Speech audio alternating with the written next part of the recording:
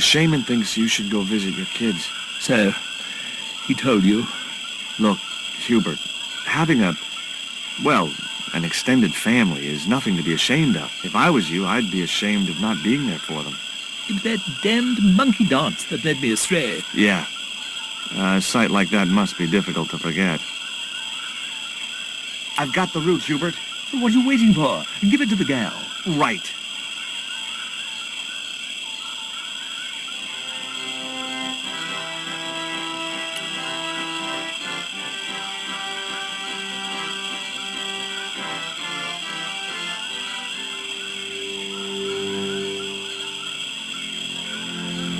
Nico, I've brought you this root.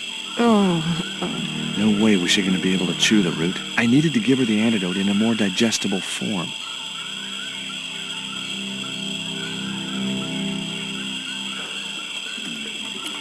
I wondered what Hubert had used to make his candles.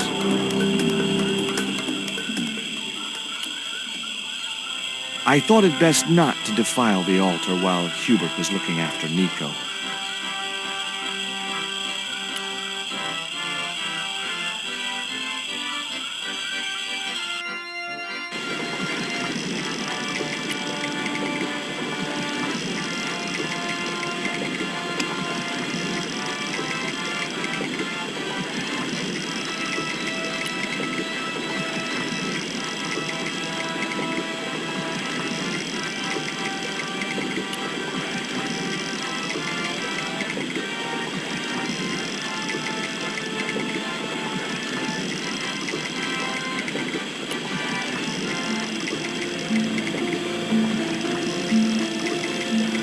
The juice from the root was soaking into the ground.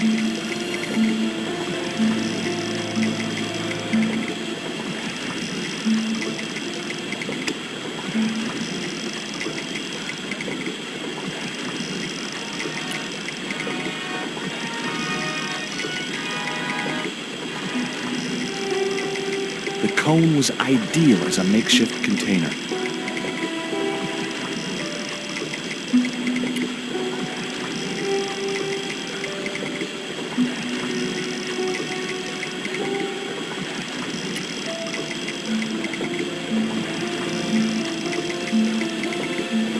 As the liquid was squeezed from the root, it collected in the cone.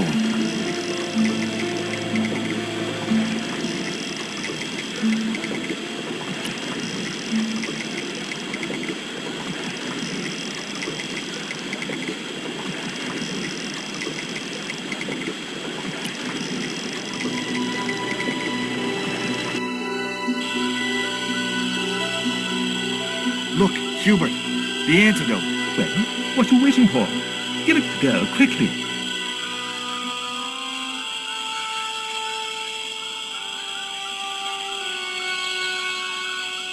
Nico. Here, drink this. Oh, George, it's horrible. Just swallow it down.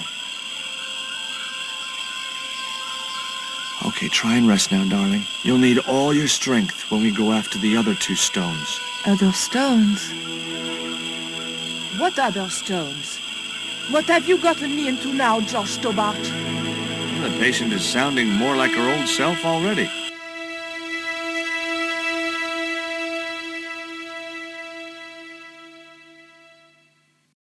Nico recovered quickly from her fever.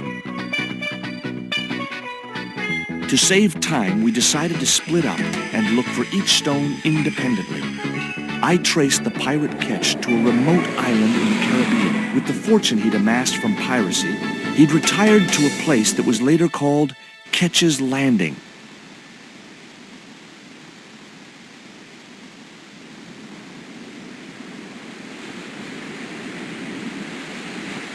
The guy was studying a large document.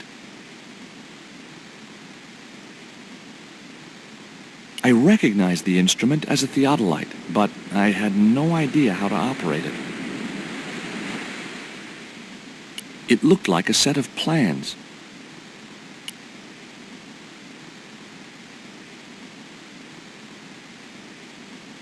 I just had to sneak a look at those plans.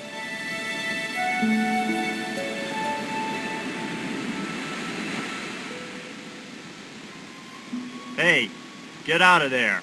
You know, wherever I go, I hear those words. Paris, Syria, Ireland, or Spain. Makes no difference. What do you think you're doing? I was trying to show some interest in your project.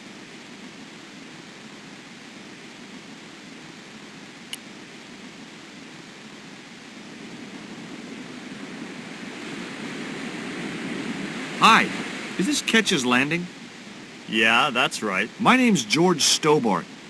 You're a surveyor, right, Mr. Bronson. And of course I'm a surveyor. Why the hell else would I have a theodolite? I don't know. Hobby, maybe? Yeah, right. What brings you here, anyway? I'm searching for an ancient Mayan artifact. What is it? Some kind of jewel? No, it's obsidian. A black stone with supposedly mystic powers. You're nuts. What are you doing with a theodolite? Surveying the old house. I got great plans for this place. Oh, yeah? You bet. Take a look around. What do you see? Paradise. I see opportunity. This place is ripe for development. I like it just the way it is. And that's where we differ. You see, Mr. Stobbart, I'm what you might call a man of vision. I see a great future for KETCH's Landing, and it all starts here, with that house. How do you survey a house like that? I've put a target reflector on the end of one of the flagpoles up there on the house. I sight on it from various locations through the theodolite, record the angles along the baseline, and triangulate them to give me the exact position of the target. Understand? Why the end of the flagpole? Wouldn't it have been better on a corner of a wall or something? Are you a surveyor? No, my degree's in law. Then shut up. This is similar to the stone I'm looking for. What makes you think you'll find it here? Because when the stones were stolen in the 17th century... Hold it! The stones have been lost for 300 years? Approximately. And you're hoping to find them again? You're nuts. And why here? A wise old Indian shaman told me he saw the stones in a vision. Ha ha. That's rich. Listen, I got work to do, okay? Look at this.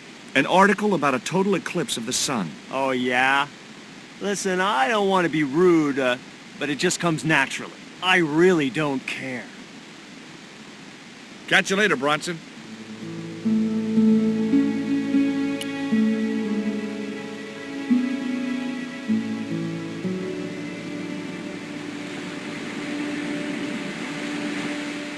It was a net left to dry in the sunshine.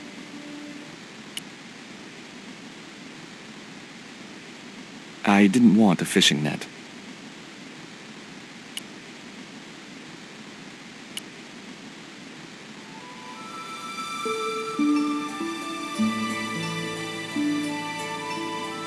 The kid looked about 11 or 12. He was fishing with the intense concentration of someone who had all the time in the world.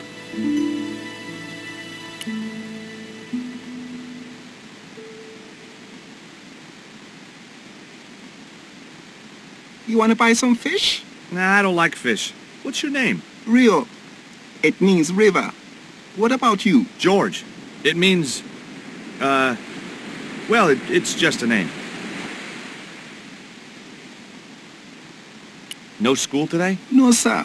What about your education? I can fish, sail, and swim. I've been looking after myself since I was 6, and I'm bilingual. Aren't you a little overqualified for a beach bum? Well, you know, there's a lot of competition. Is it true that Captain KETCH lived around here? That's right. That's his house up on the hill. It's a museum now. Yeah? That's exactly what I need. Thanks, kid. You won't get inside, you know. The old ladies close it down.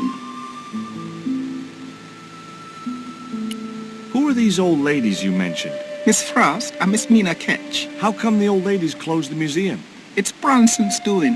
Him have the plans for redeveloping the museum. They kind of regret it, you know. The man's a crook.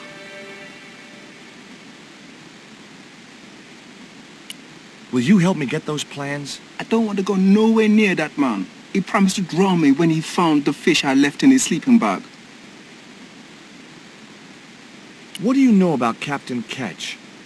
Just what everybody knows around here. He was a pirate and get himself hung. Do you know anything about pirate treasure? Man, that's all stories. There's no such thing as a real pirate treasure. Do you know anything about a forthcoming eclipse? No, but that explains why the weather's about to get real bad. Rio, it's a beautiful day. There's no more than a whisker of cloud in the sky. Trust me, man, it's going to get real bad.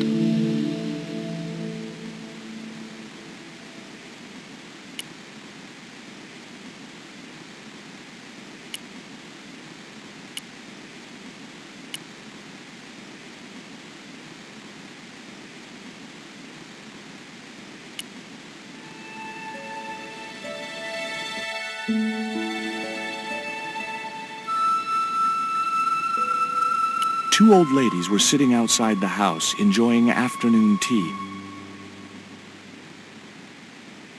A cute little putty-tat. Actually, no. It was a mangy old flea bag. It was busily torturing a red ball. It was an old house.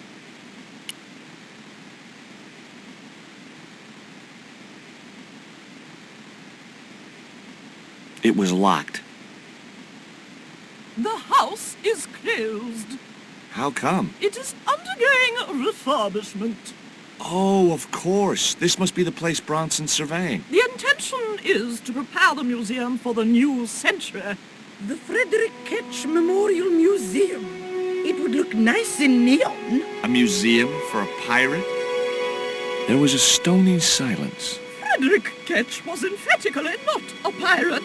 It's precisely this sort of vile misrepresentation that Mr. Bronson is seeking to rebalance. Oh? How? Mr. Bronson has kindly agreed to undertake the museum's refurbishment at a very reasonable price. He understands the importance of a sense of history. Funny. That's not the impression I got of Bronson at all. He also understands spherical geometry. Mina? Well, he does. Listen, ma'am. I came a long way to visit this place. If we make an exception in your case, everyone will want to get in. Pardon me, but I didn't exactly have to fight my way through the crowds. You're the second visitor we've had today. No, I'm sorry, but it's impossible.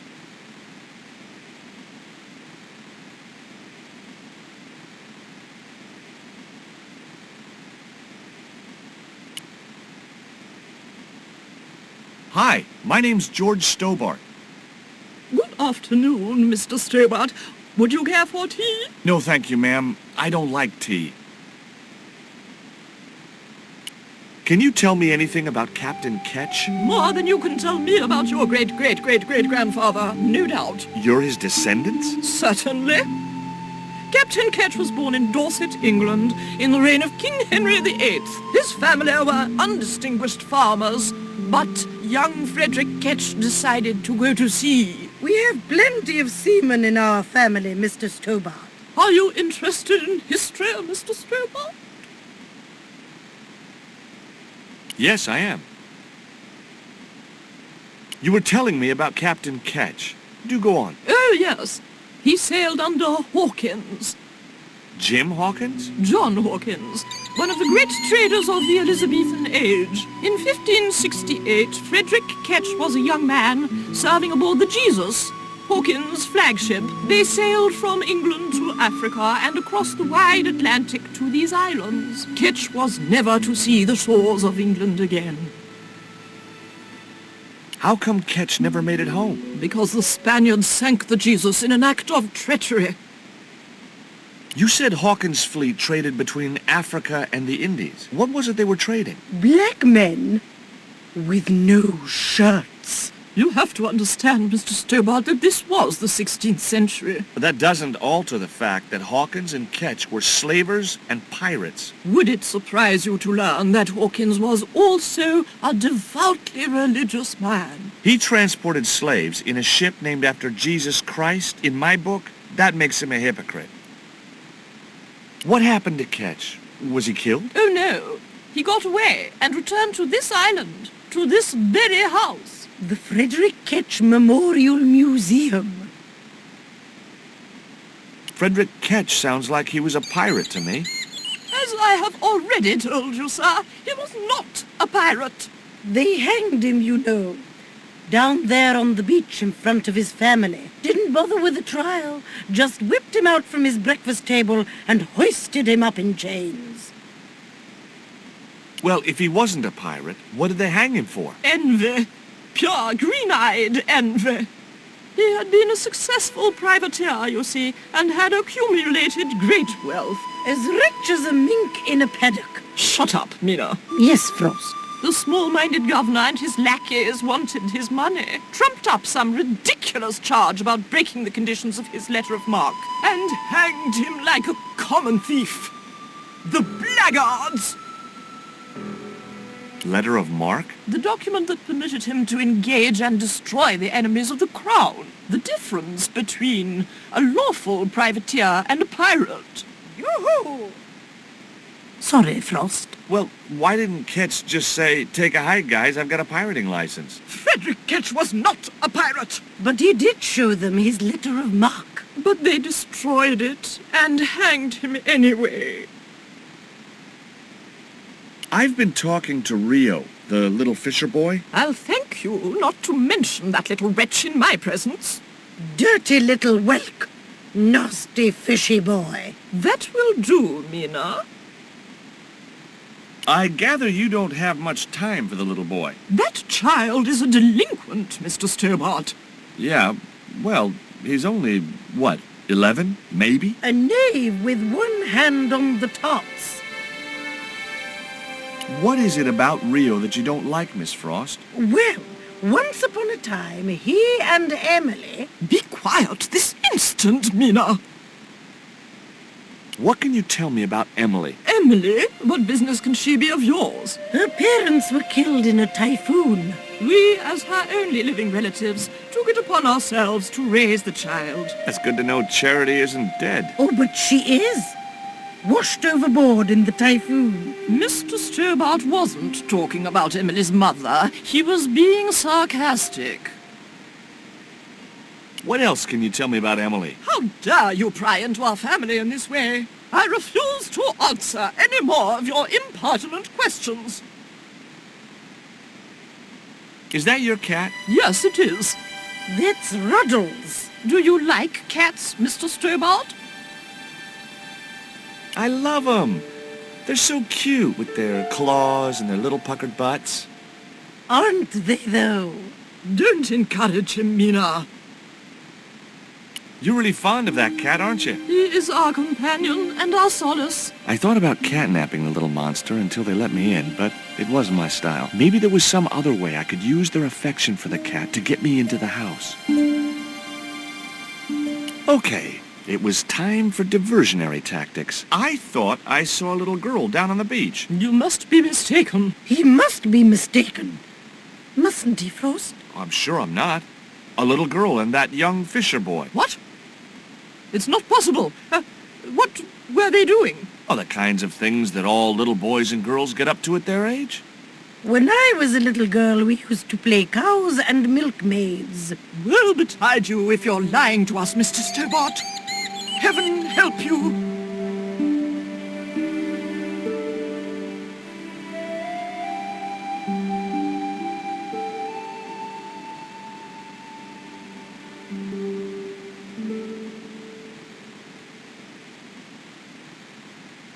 With a creak of ancient corsetry, the sisters sailed majestically over the distant horizon.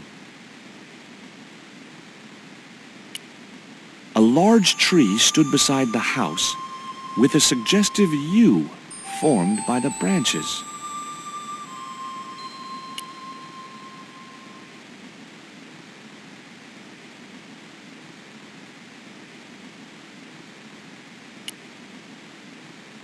The flagpole had a reflective target on the end for Bronson to use as a reference point.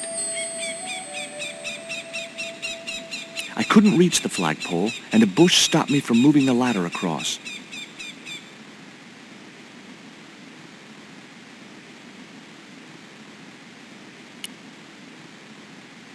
Hi, Puss. Want to play? Hey, Cat, watch where you're putting those claws.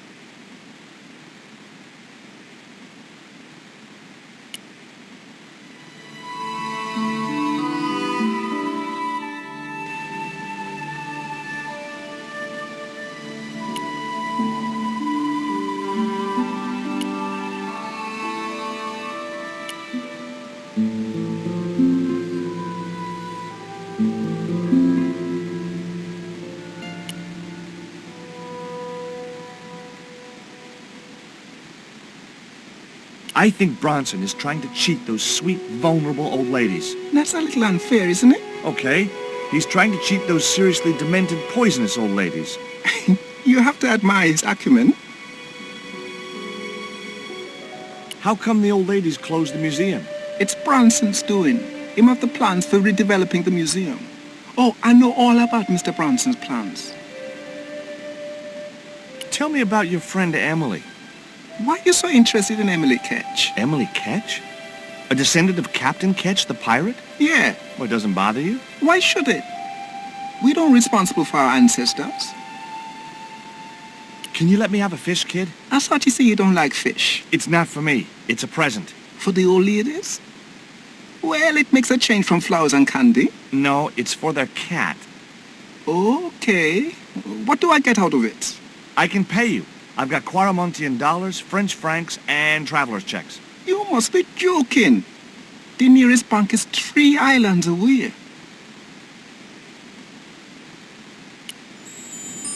Is this worm worth a fish? Could be good bait. How did it die? I think it drowned in tequila. Just like my Uncle Gabriel. Yeah, I'll have that. Okay, I'll get you a fish. It might take a while though.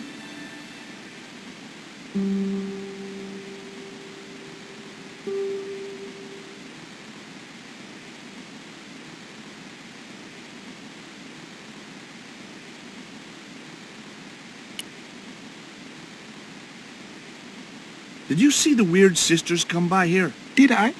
They look madder than usual, so I hide until they're gone by. Just as well. They thought you were playing with Emily. Boy, were they steamed. Emily? You're madder than them. There was nothing else I wanted to ask the boy.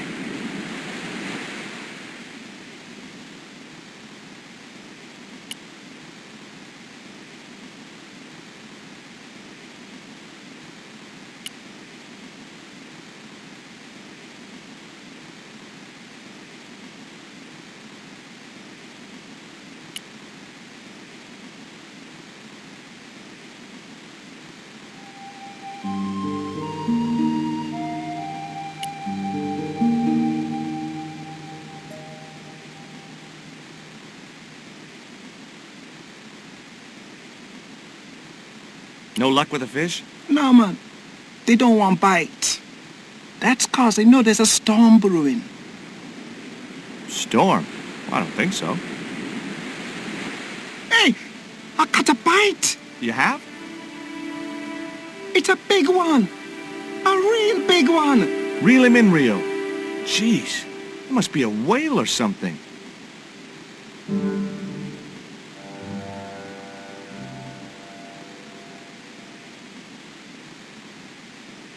Rustiest whale I ever see. I still need a fish, Rio. Okay, make me try again. Maybe you better change your bait.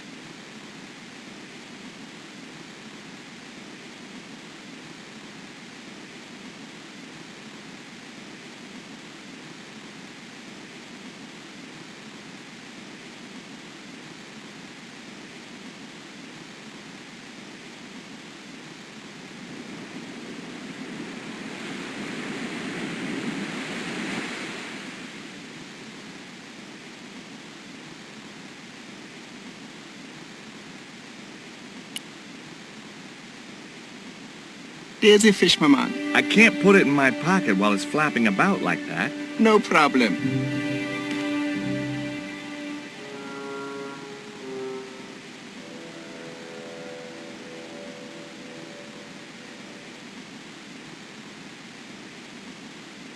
It was half a rusting bicycle frame. The only serviceable part of the bicycle's wreck was a rubber inner tube. You just never know when you're going to need stuff like that.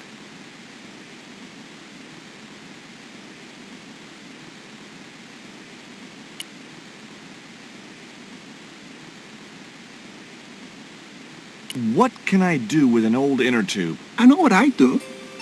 I'd make the biggest catapult you'd ever seen and use it to smack Bronson with a fish from a safe distance. Those ballistic fish shenanigans of yours are going to get you in deep trouble someday.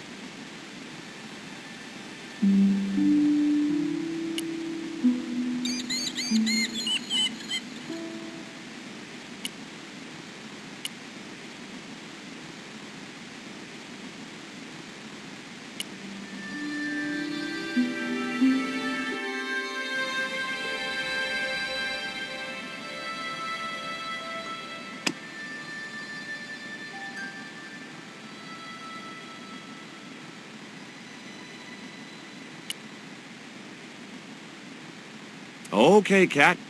You don't deserve this, but here's a little fish.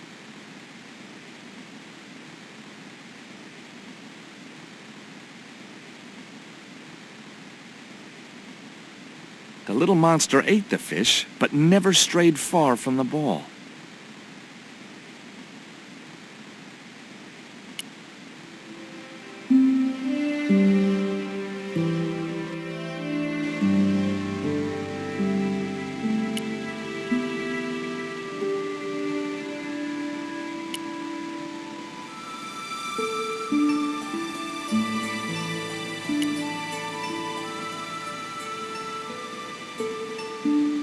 There's a fish, my man.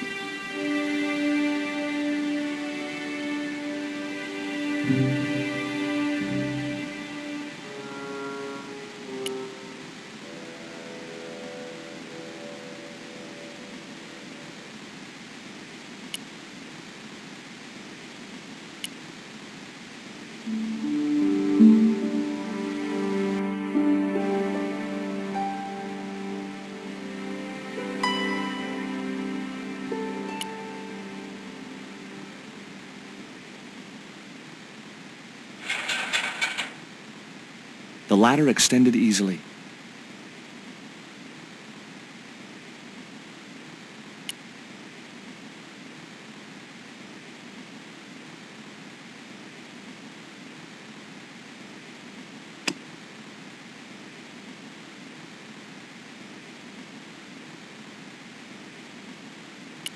That wouldn't work.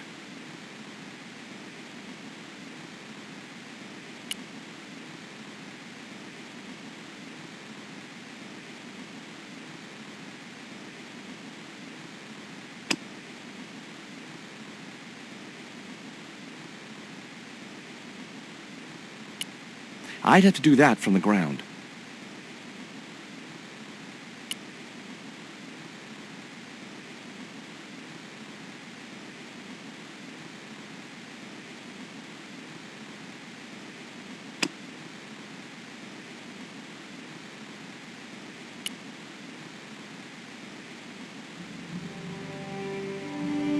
That should get the old cat dancing. I just hoped it didn't give itself a cardiac.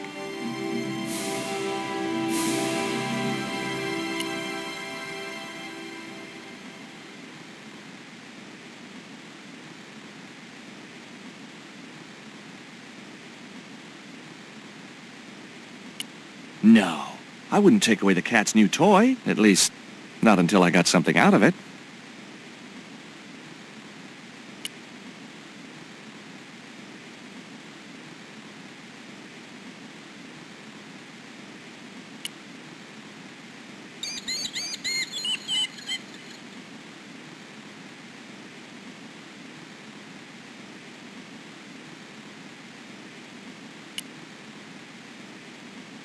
I didn't want to risk the wrath of that vicious animal by putting my hand within striking distance of those claws.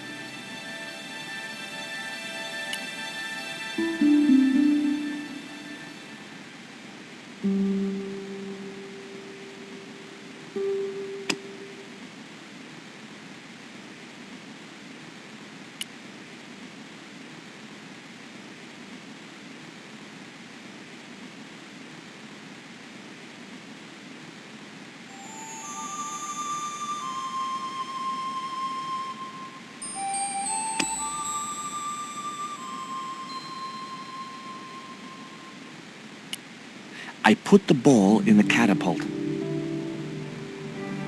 Took aim. Yes! Okay, so it was a lucky shot, but I'd knocked the theodolite target clean off the end of the flagpole.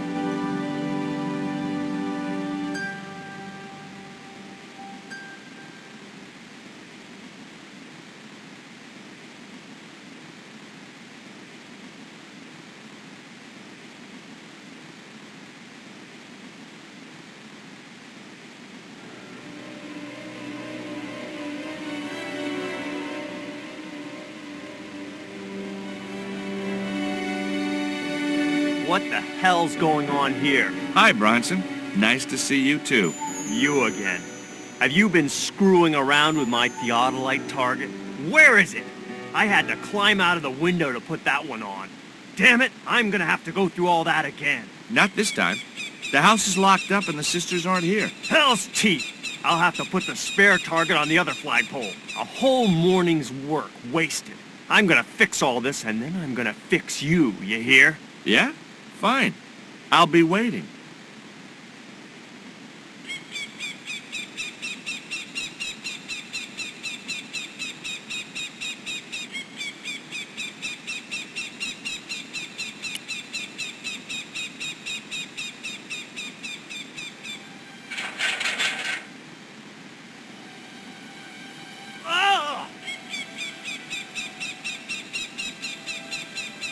What you doing, Bronson? Just hanging around? I'm gonna kill you for this, Stobbart! Get me down from here! What, so you can kill me? Gee, you talked me out of it, Bronson. I felt a little guilty about leaving Bronson up there, but not much, obviously. It was Bronson's surveying target. He must have dropped it when he had his accident. The marker was a bright, shiny thing, and I have a weakness for bright, shiny things. It wasn't going to be much use without the theodolite, though.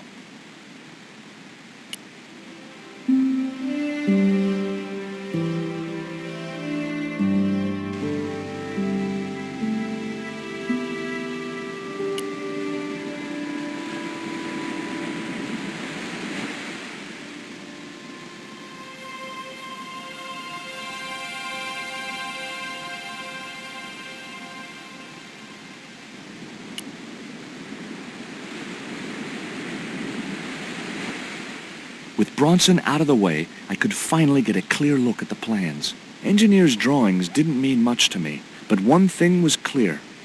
These plans were for a 5-story, 200-roomed, luxury, pirate-themed hotel. Another stain on the bedspread of paradise.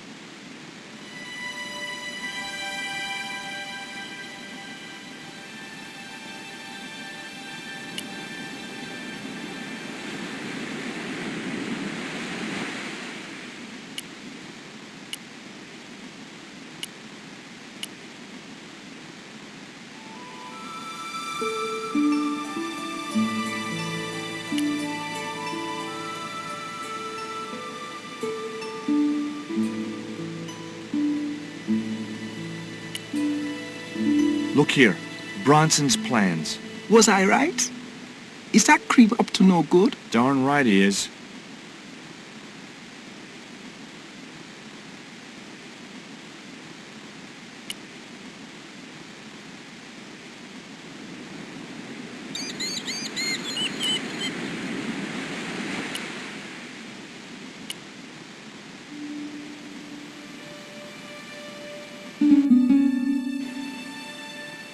You there!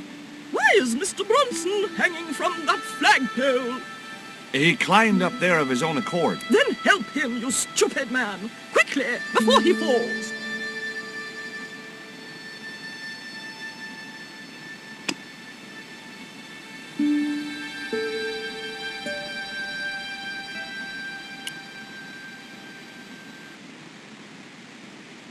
Here, Bronson's plans.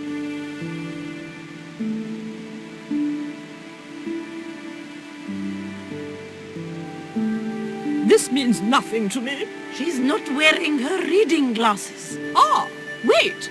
Yes, I see now. I see it all too clearly.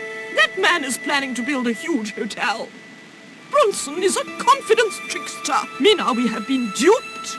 I'm glad we didn't sign his contract.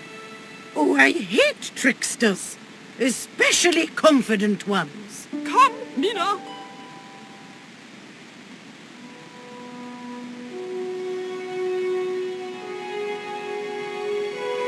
Mr. Bronson, you may consider yourself persona non grata. Yes, Cave Canum. Kindly disentangle yourself from our flagpole and eject yourself from our property this very minute. Disentangle. Eject. Hey, cut that out, you crazy old bat! How dare you! Mina isn't crazy, she's just engagingly eccentric. Yeah, as a bedbug. Ouch! Lovely as this little Vista is, I'd be really grateful if you could let me into the museum now. Certainly, young man. We are most grateful to you for exposing this scoundrel. Mina, the lock.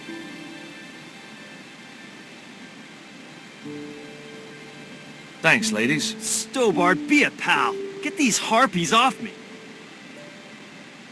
Ooh!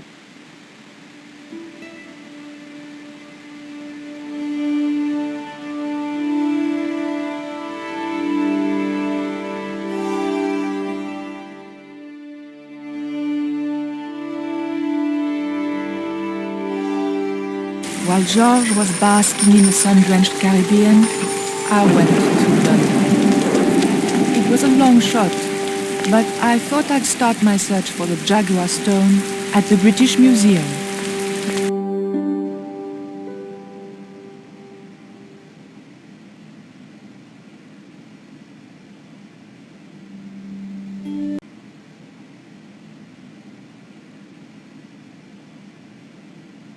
The attendant didn't show it, but I sensed he was watching my every move.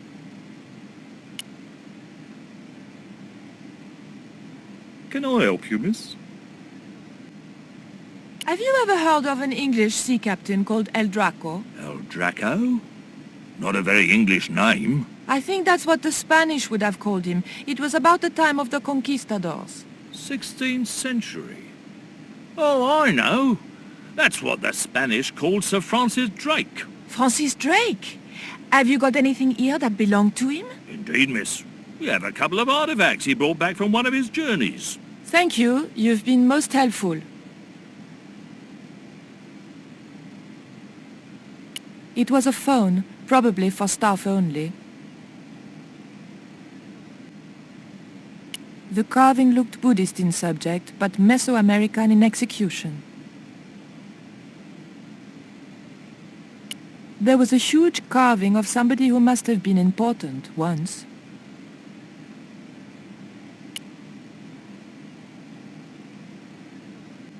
It was a small flat square of polished obsidian. Nothing like the one I was looking for. According to the caption, this was the scrying mirror given to Dr. John Dee by Sir Francis Drake. It was the obsidian mirror which Drake had given to John Dee. The cabinet was locked.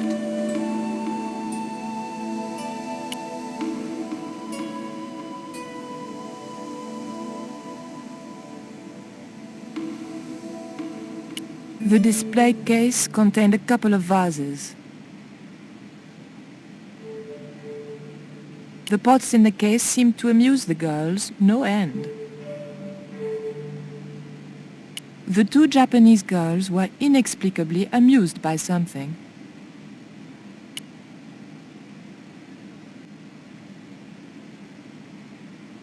Bonjour.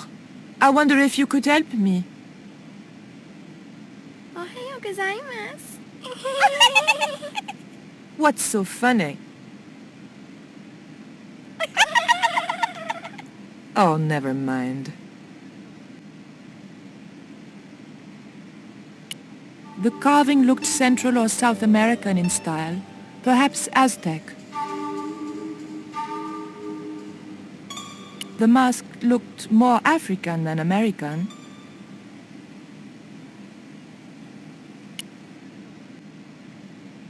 it was a stone identical in size and style to the coyote stone. However, this stone bore the image of a jaguar.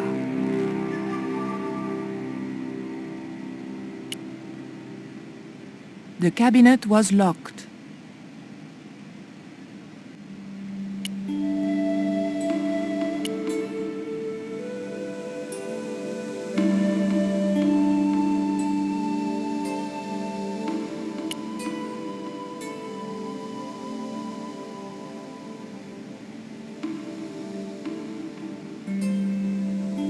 What can you tell me about the scrying mirror? That belonged to the alchemist and part-time Elizabethan spy, Dr. John Dee. It was brought back from the New World by Sir Francis Drake and presented to him. It's Mayan, you know. What is a scrying mirror? It's rather like a crystal ball, and you can't see anything in it. Apparently, he had a partner who used it to talk with angels. If you ask me, you were barking mad. It didn't look anything like the coyote stone. This one was like a little black shaving mirror. Is the scrying mirror the only piece of obsidian Drake gave Dee? Funny you should ask. There's another called the Jaguar Stone. Dee never liked it though. Said there were angels in the mirror, but devils in that stone. Can I take a closer look at Dee's mirror, please? No, you cannot. That's why the cabinet is locked. They tried some newfangled interactive scheme. And you can guess what happened. Bloody kids ran off with half the exhibits. Hands-on experience, my foot. In my days, it was hands off, I ask you. What do kids know about ancient Mayan civilization? Nothing. Can you tell me something about the Jaguar stone? Certainly, miss. The so-called Jaguar Stone was brought back from the Americas by Sir Francis Drake and presented, with, as you already know, the more famous scrying mirror, to John Dee. The old loony didn't like the stone, though. Reckoned it was tainted by the devil. Come along, miss. I'll show you the mirror. I've already... Oh, never mind. There. John Dee's famous scrying mirror, given to him by Francis Drake. Do you know if this mirror has any relevance to Tezcatlipoca? Who? I can't even say it. There's someone here who'll be able to help you better than me.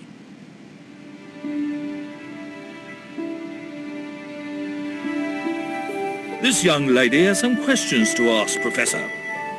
I think she's from France. Professor Roubillier? Eh? What? You two know each other, do you? Excuse me, the telephone.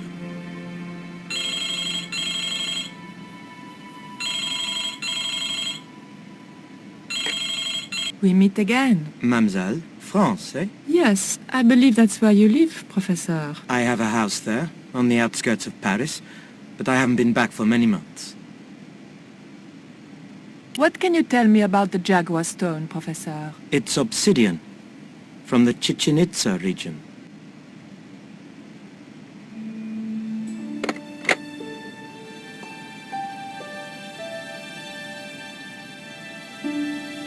Professor Roubillier, your taxi's here.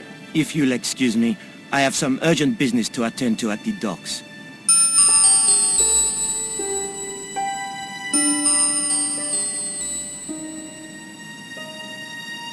Can you answer me some questions about the Jaguar stone? Certainly, miss. If you just step this way.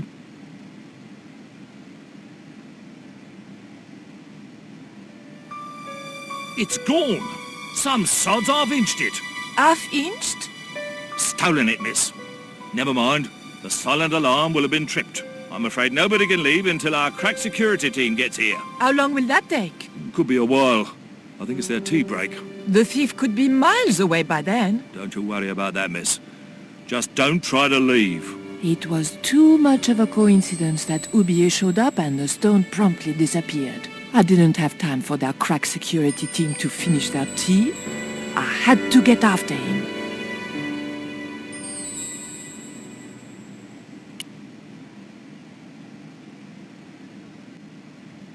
I didn't steal the stone. I was nowhere near it. So who do you suppose did steal it?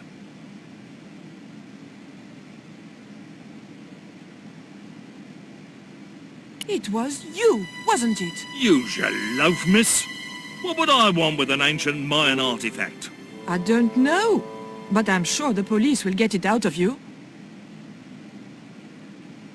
Don't you think it's suspicious that Oublier has urgent business at the docks? Not in the slightest, young lady.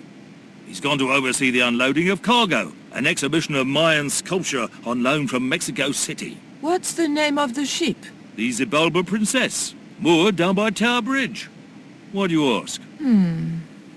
Just wondering. There was nothing else I wanted to ask him just then. It was a small key intended for a small lock.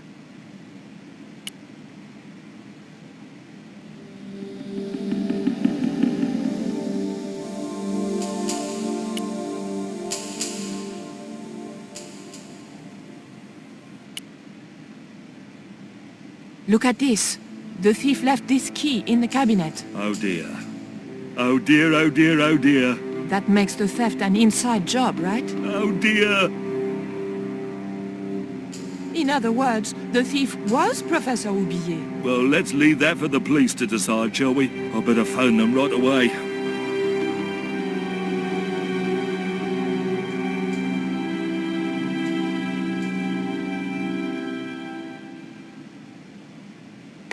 Hello?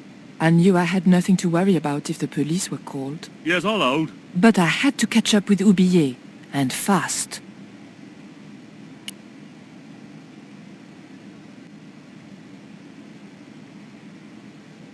I'm sorry, miss, but I shall have to ask you to stay. Oh, but surely you don't suspect me of stealing the stone? No, but you will have to make a statement to the police. You're a witness.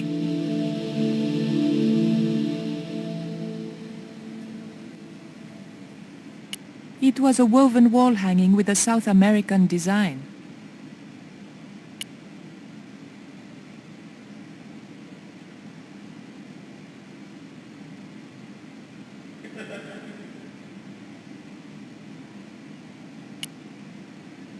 The doors were securely locked.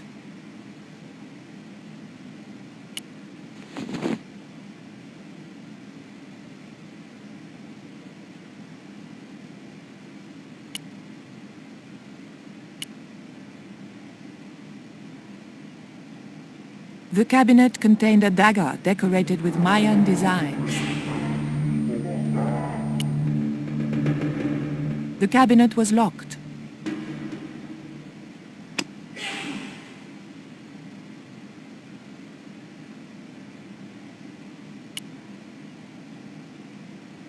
The key unlocked the case.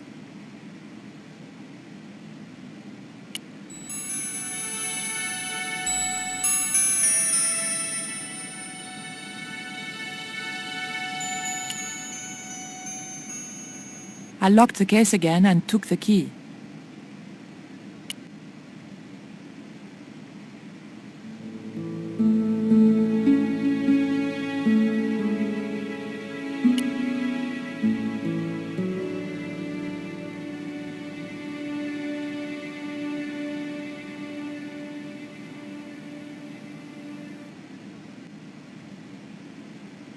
The doors were securely locked.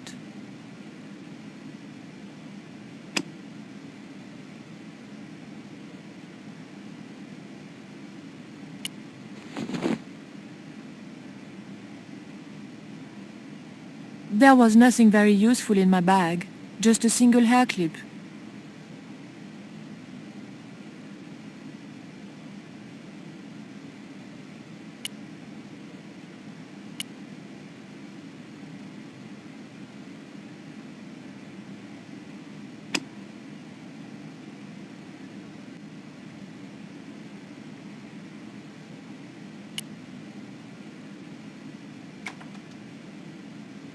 I levered the handle open with the thin dagger.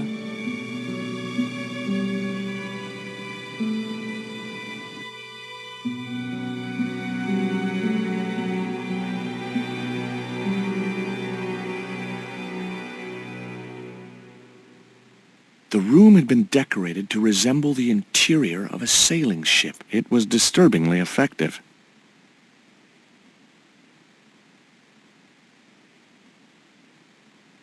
It was a beautifully crafted model of a sailing ship. The ship looked too fragile to touch. It was a neat oil lantern made of brass. It was an old book with spidery writing covering the open pages. March 20th, 1670 fix. Engaged frigate off Fan Salvador? It was garbage. Huh. I guess being a pirate didn't require too many academic qualifications. The passage went on to describe how Ketch had got wind of the approach of a fleet of English ships. It seemed the new governor had not shared his predecessor's views on Ketch's activities. They were out for his blood. Sailed to that place where I made secure my fortune. I returned safe in the knowledge that the governor shall not discover that which I had hidden. For is it not writ that 'tis easier for a camel to pass through the eye of a needle? Sailed to that place where I made secure my fortune. I returned safe in the knowledge that the governor shall not discover that which I had hidden. For is it not writ that 'tis easier for a camel to pass through the eye of a needle?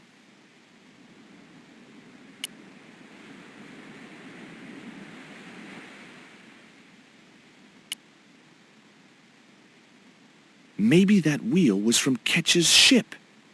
Suddenly, I was 12 years old again.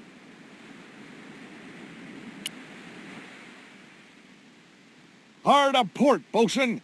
Aye, aye, Captain Stobbart! She cannot take it, Captain! My lad's dead. Abandon ship!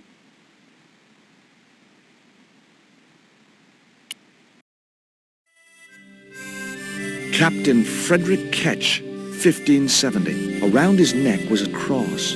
Maybe he was a part-time pirate.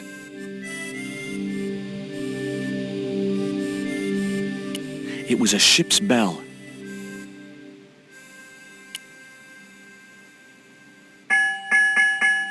Two bells and all's well. Pirates were cool. It was a shiny and very sharp-looking pirate's cutlass. It would have been easy to reach the cutlass and slip it in my pocket. It would also have been the most regrettable action of my life.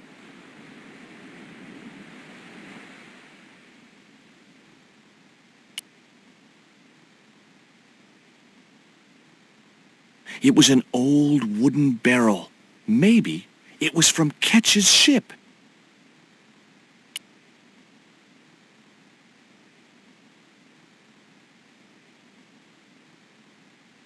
Yow! I should have known better than to put my hand in there. Grandma Stobbart had a nasty experience in a water butt once.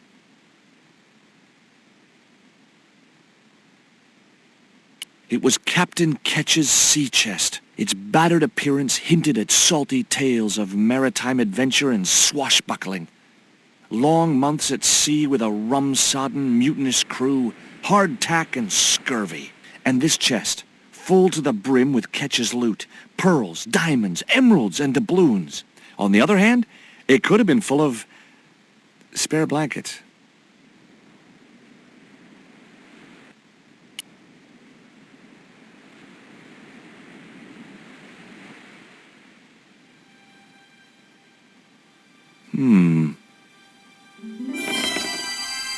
Surprise!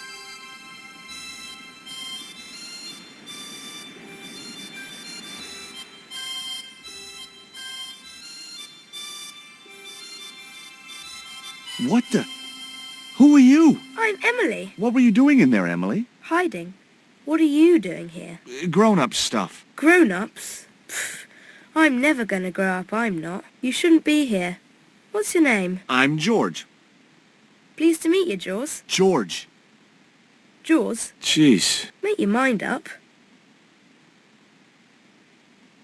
What can you tell me about Captain Ketch? That's him on the wall, in the picture. Yeah, I know. Scary-looking guy, huh? He was my great-great-great-great-grandfather. Yeah, you have his eyes. Why don't you go play with Rio? I'm not allowed. How come? Because Aunt Frost says I'm not allowed out of the house. That's why, Mr. Nosybeak. Too bad. Why don't you ask your other aunt if you can play with Rio? Aunt Mina's cuckoo. Aunt Frost says so. She says when the Lord handed out common sense, Aunt Mina was off getting double portions of chin. That Rio's a smart kid. He helped me outwit Bronson. Rio is clever. He can spit ever so far.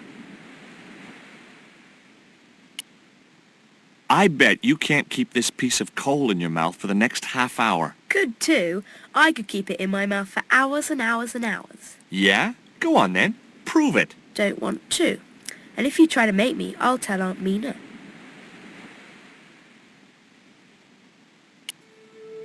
Look, an ancient Mayan stone. Is that a magic stone? Well, I don't know about that. No. Would you like to play darts? No? Oh, come on. I'll throw, you catch. That's dangerous. Darts will stick in me and make me bleed. Do you know how to use a theodolite? We don't learn anything about surveying at my school. Not until 5th grade. That cross you're wearing, Emily, It's my lucky Jesus cross. it's just like the one Captain Ketch wore. Uh-huh. Can I borrow it? Uh-uh. What would you trade for that cross, Emily? A puppy. Well, I don't happen to have a puppy in my pocket right now. Can you think of anything else you'd trade? Don't know.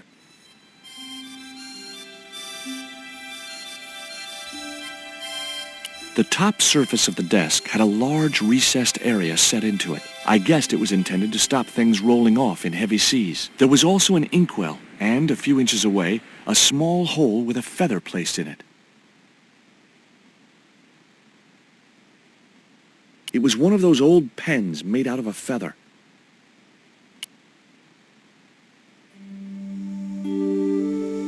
That might come in useful, in ticklish situations. What you doing, Jaws? I'm just borrowing this feather, that's all. Why? I might be able to make use of it. You gonna steal it? That's bad. I'm gonna tell on you. No, don't do that. Why not? Well, because I'm not stealing, just borrowing.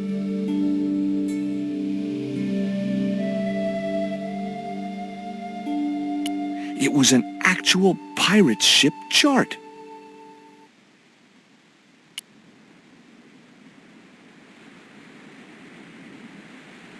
Okay, I've had my hands on an historical document. Now what?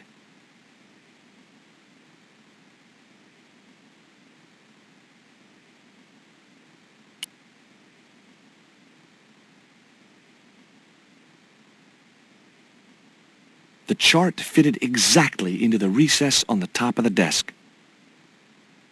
What you doing now, Jaws? Knock it off, will ya? There's something you ought to know. I don't buy cute or lost puppy. I'm putting this old map on the desk. What you doing that for, Jaws? Because it was obviously intended to fit in this recessed area. How'd you work that out? It's obvious.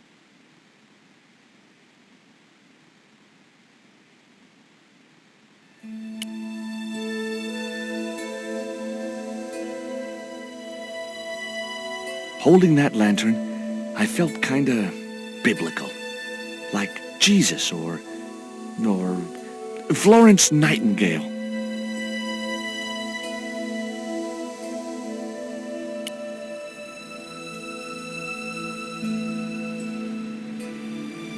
The lantern fitted so precisely in the inkwell, it could only be deliberate. What you doing now? Grown-up stuff. I doubt that. I've put the lantern in the inkwell. See? It fits. Why? Because it was cut to fit. Why? Because sneaky old Captain Ketch made it that way. Why? What is with all the questions? 'Cause I'm interested. Why? 'Cause I have the insatiable curiosity of the young. Why? All right. Truce. Why don't you run along and play? Aunt Mina told me. Stay out of mischief. Well, that doesn't mean you have to stay indoors, does it? On a beautiful day like today? There's a storm coming. Oh, nuts. You don't know that. I do so. I can see the whole world from the window. Yeah, well, like I said, I'm busy. There were several things I wanted to say to that awful kid, but I held my tongue.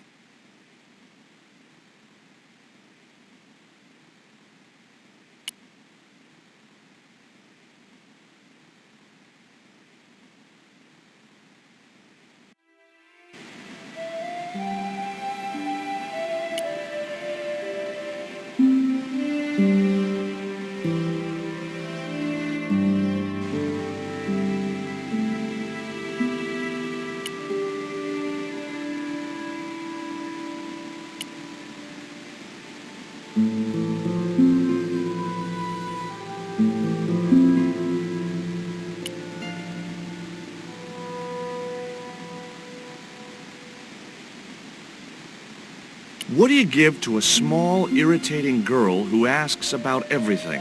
Try a conch. Delicate colors, interesting shape, and when you put it to your ear, you can hear the sea. Yeah? Why's that? Usually because you're standing next to it. Cool. Have you got one? Yeah, but I promised it to my sister. She well vexed with me. Why is your sister mad with you? Well, last night, when I got home with our supper, she went wild. Rio, she said, how come all you ever catch is puffer fish? A sicker puffer fish. What I want is tiger fish. So don't bother come back home till you catch one, boy. I don't see how I'm gonna catch no tiger fish. All I have is a fishing pole and a worm. What do you need to catch a tiger fish? One of them real fancy flies like the rich fishermen use. Any use for a quill? What's a quill? It's what people used to write with in Captain KETCH's days. No, I'd sooner be fishing.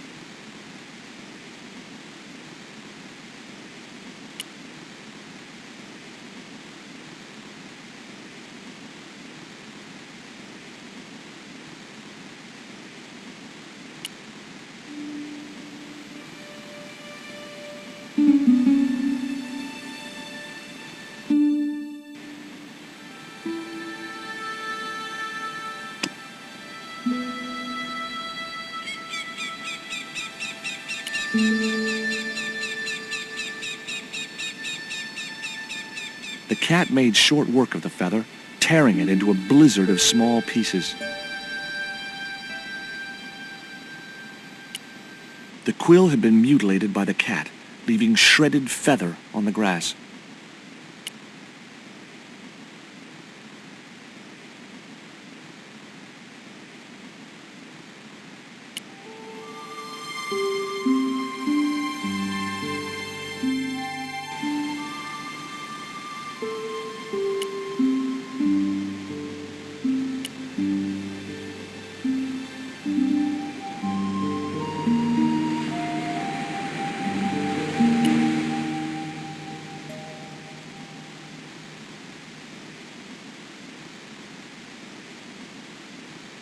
Hey, this is just what you need to make a fly. Thanks. Let's hope them tiger fish hungry. A deal's a deal. Here's a conch.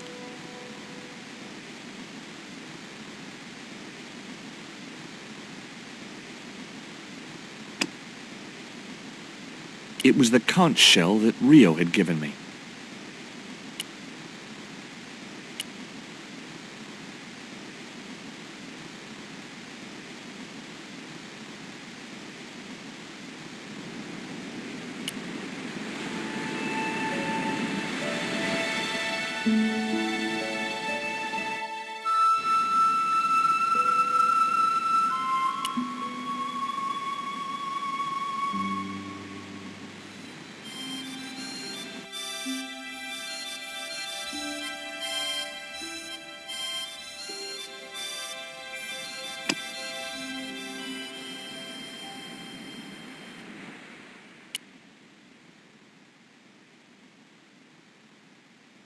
Here, I've got a conch. Would you like it? Dunno.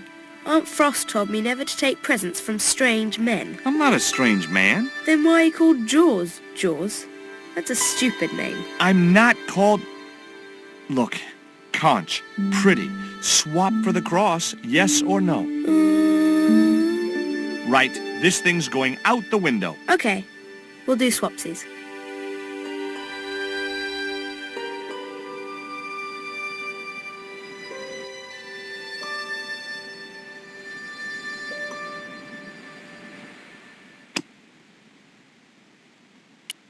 Ketch's crucifix was encrusted with precious gems.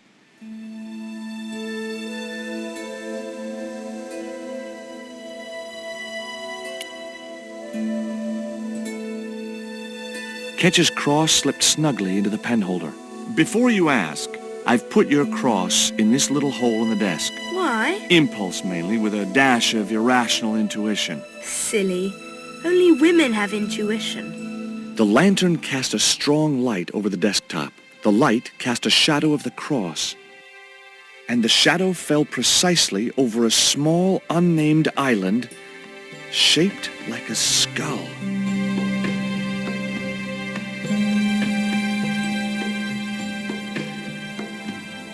That must be it. Ketch's Treasure Island. Uh-oh. That's Zombie Island. It's a bad place. No kidding? Well, bad place or not, that's my next port of call. Can I come too? The hell you can. I never get to leave the house.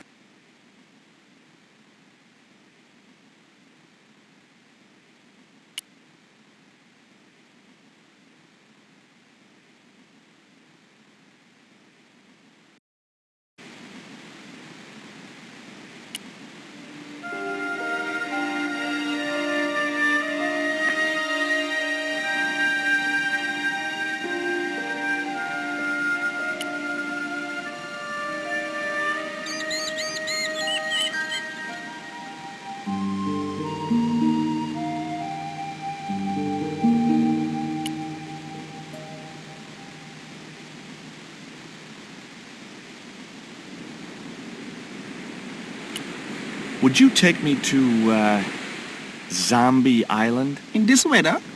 You madman. The rain will keep the zombies indoors. Just say I did meet a zombie. What would you do? There ain't no zombies on Zombie Island. At least, not anymore. It's uninhabited. Good. What do you mean, not anymore? You still want to go? I guess. Well, I ain't had no luck with them tiger fish. And with the mood my sister is in, I'll be safer with the zombies.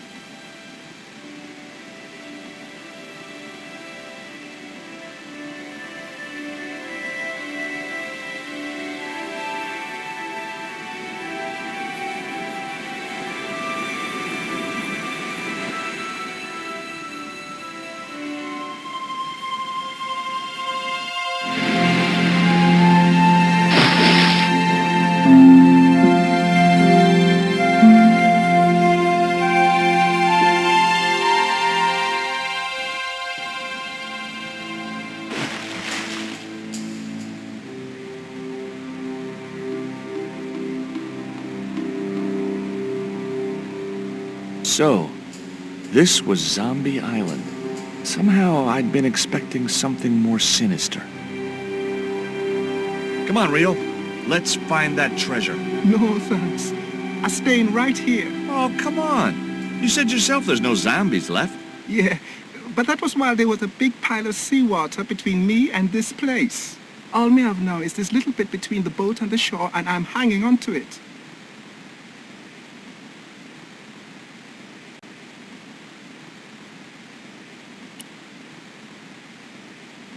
The cliff stopped me getting off the beach. The cliff was steep, too steep to climb without handholds. And I couldn't find any.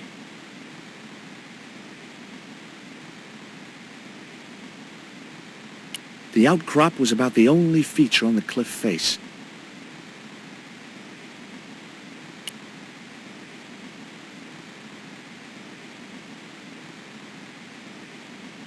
It was too high.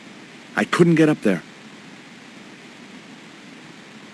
Rio's boat was strewn with fishing nets and tackle. I was quite happy where I was, relatively speaking.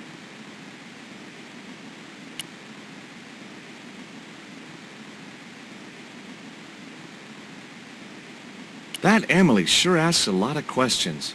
Rest it, man. This whole Emily business just isn't funny. Look, we're obviously at cross purposes here. I'm talking about Emily KETCH. Yeah, and so am I. She was my friend. Her aunts hated it, but we did move together, you know.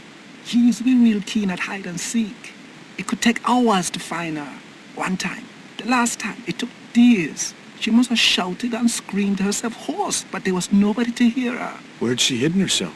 Captain Ketch's old sea chest. The only way to open it was from the outside. Suddenly, I didn't feel so good. We never exchanged another word about Emily Ketch. Could I borrow your net? Yeah, man, no problem.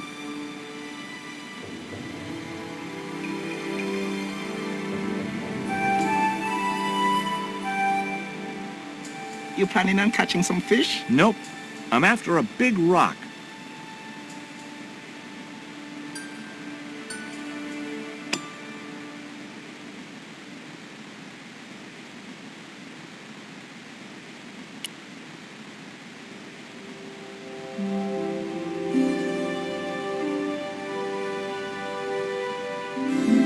Well, here I go.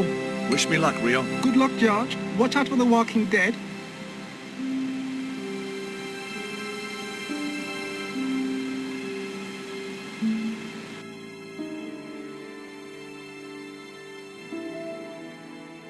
I stumbled down dark stairwells for what seemed like forever, until suddenly I found myself, wow, in an abandoned London Underground station. This place must have been closed down decades ago.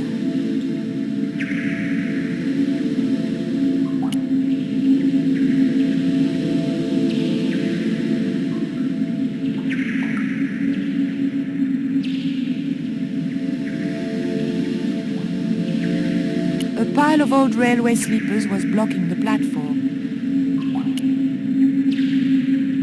I'd probably break my neck if I climbed over the sleepers, or worse, a heel. It was an old ticket machine. A sign read, "Tickets 3D."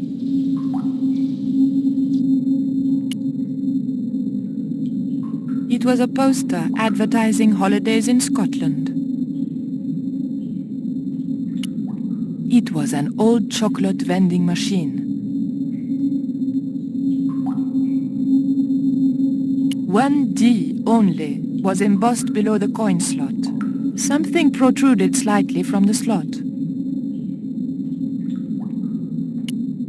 The slot was much too thin for my fingers.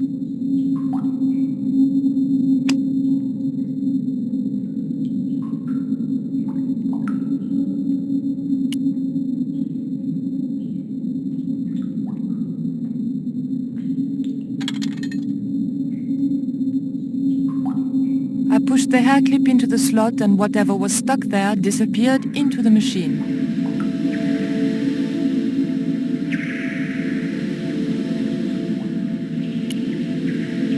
There was a copper coin in the cup. I pulled out an old English penny.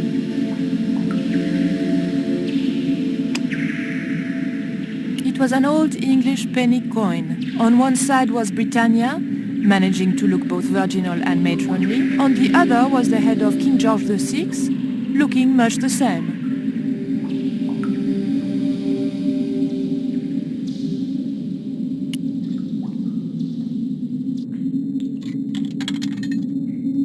An ancient bar of chocolate dropped into the tray at the bottom of the machine. And as a special bonus, the penny dropped through to the reject bucket.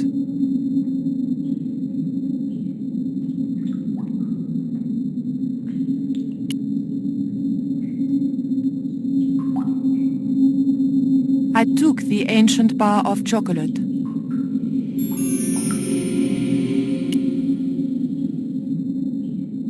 I pulled out an old English penny.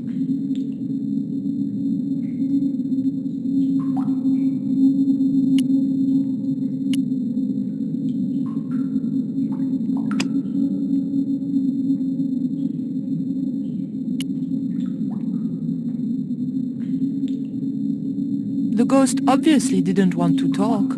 Perhaps it was shy.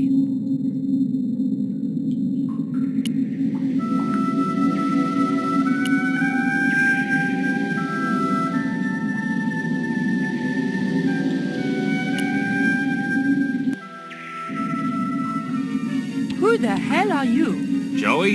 Is that you? Oh, I remember you now. Hey, listen. Don't go near that hole. Nobody tells Robert Foster what to do, lady. You don't understand. I've played this game before. There's something horrible in that hole. Some beast with tentacles. You're nuts.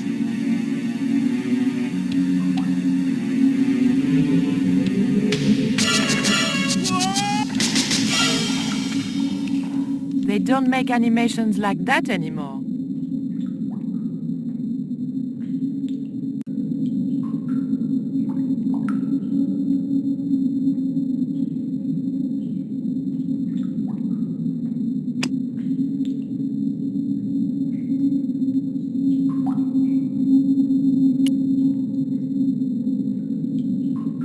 The penny was too large to fit into the slot.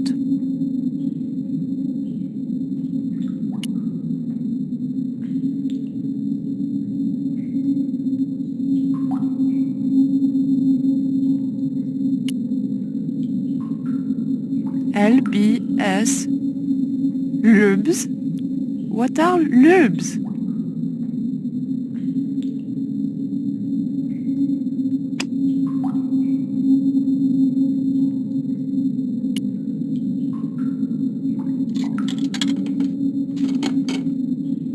I put the old penny into the slot, the needle twitched rustily and the machine spat out a card.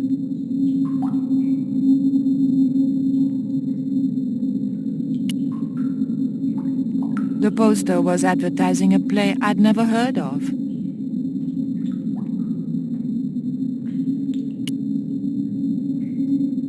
It was an old map of the London Underground.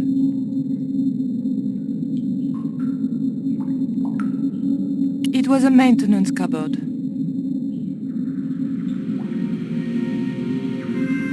The train signal light still worked.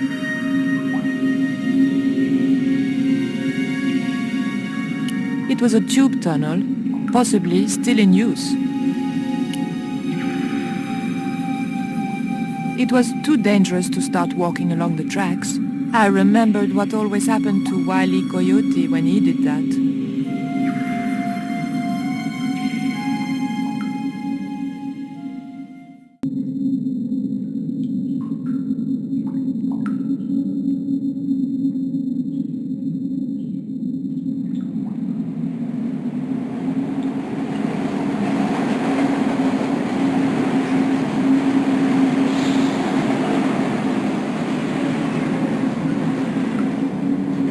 The train signal light still worked.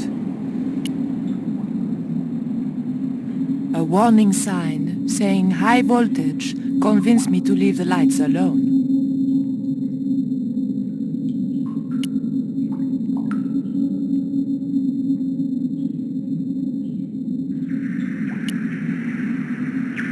A latch lock stopped me getting into the cupboard.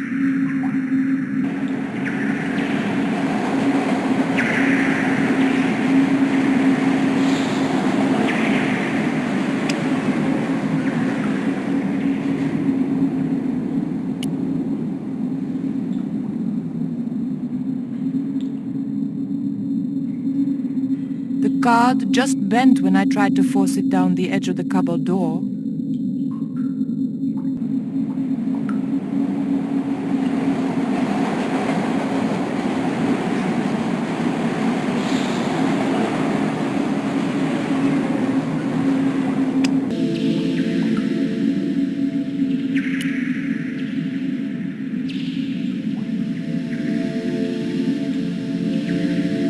The blade of the dagger just fitted between the door and the soft wood frame. The door gave slightly and then held firm.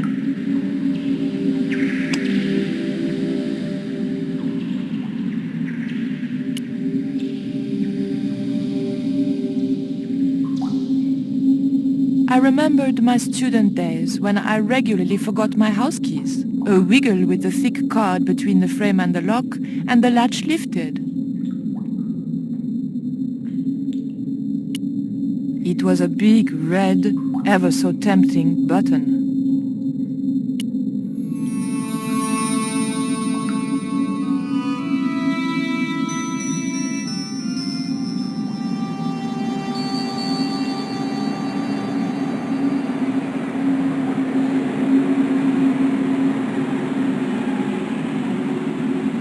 The train was my ride out of there. I could worry about not having a ticket when I got to the docks.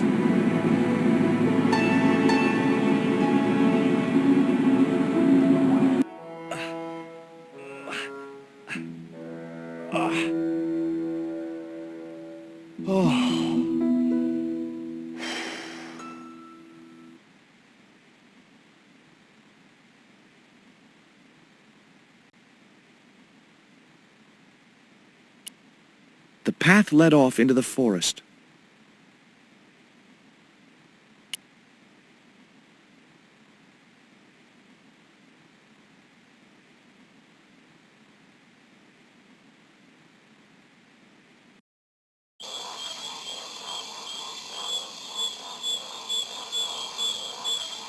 It was a stagnant swamp.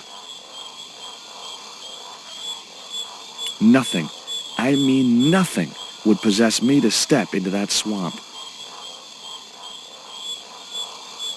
A clump of reeds grew out of the stinking swamp.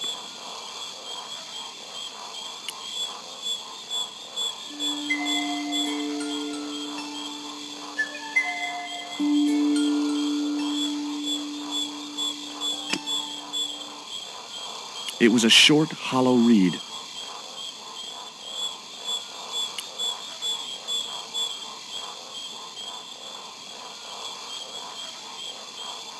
The end of the reed was too narrow for the dart to fit into.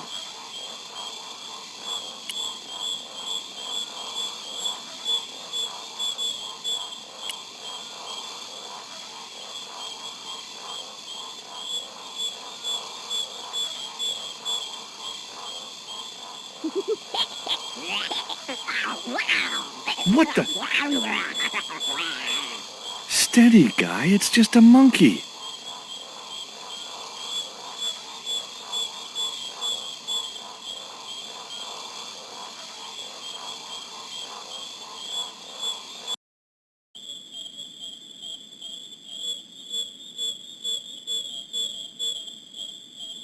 There was something in that hole beneath the rock.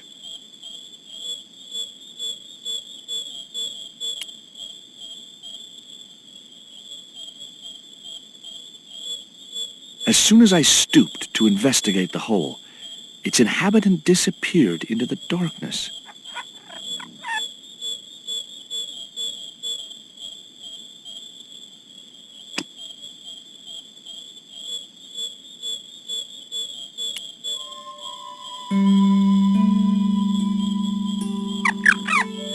The end of the reed had been neatly bitten off. Now I knew what was living in there. A long-toothed, snarling, furry wild thing.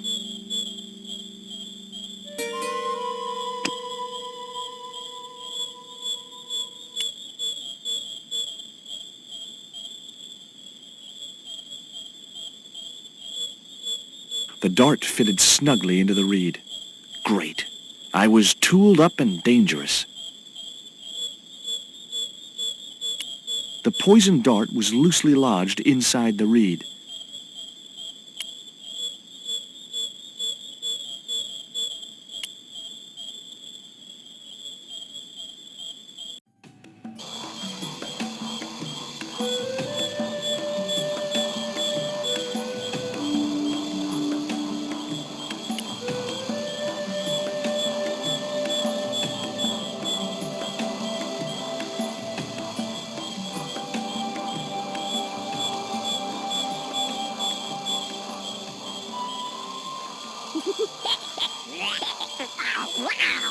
What the? Steady, guy, it's just a monkey.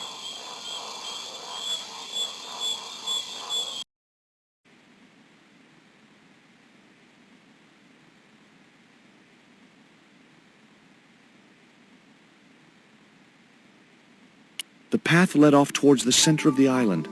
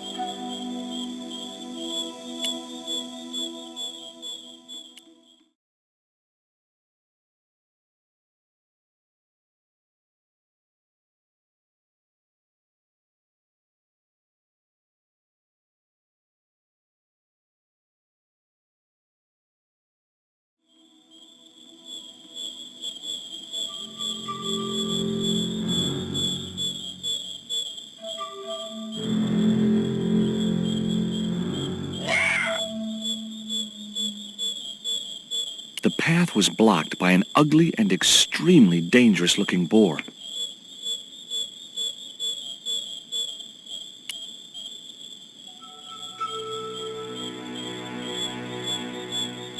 The boar's expression said, "Forget it, Stobbart."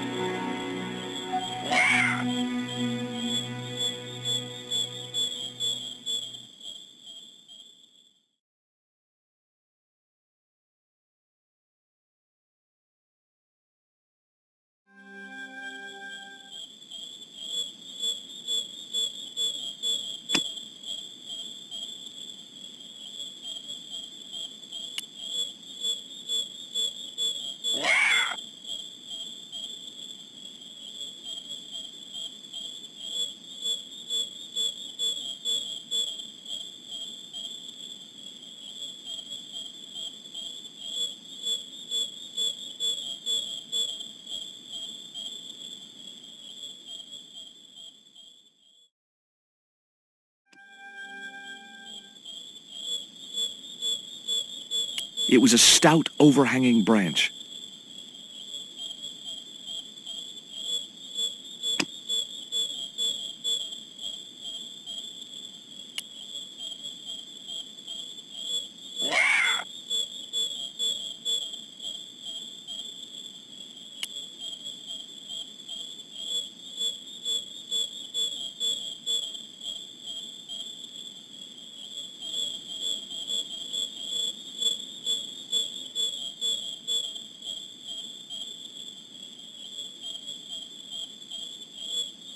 The branch wasn't as strong as I'd thought. That branch had helped me all it was going to.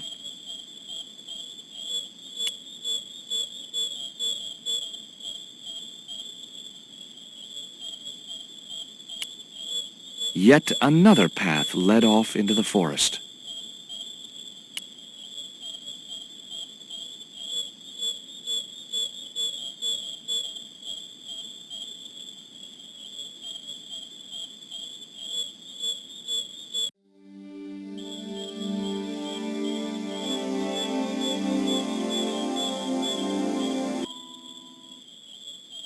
It was a needle of rock in the middle of the clearing.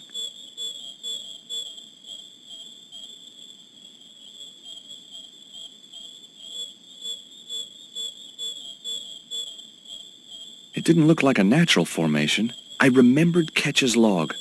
For is it not writ that 'tis easier for a camel to pass through the eye of a needle? Seemed pretty relevant now.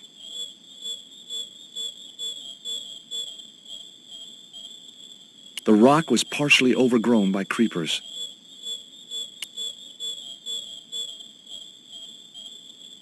The creeper just came away from the rock as I pulled it.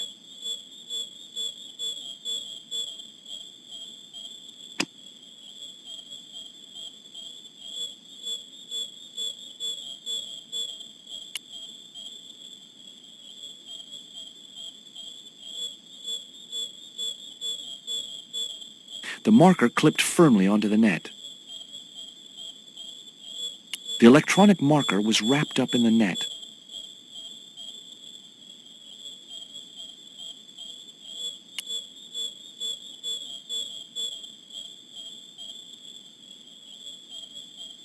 Great. I'd created some sort of creeper marker fishing net assembly. Sometimes I terrify myself with my creative genius.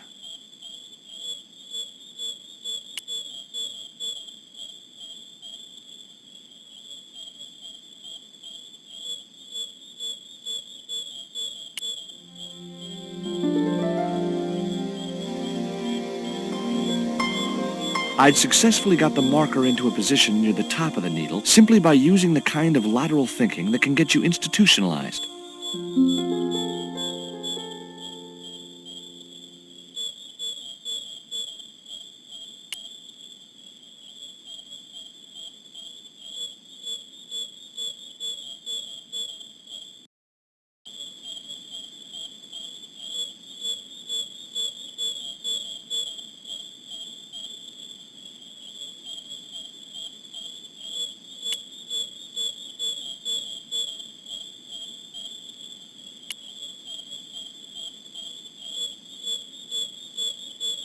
Not far away, I could see Camel's Hump Hill.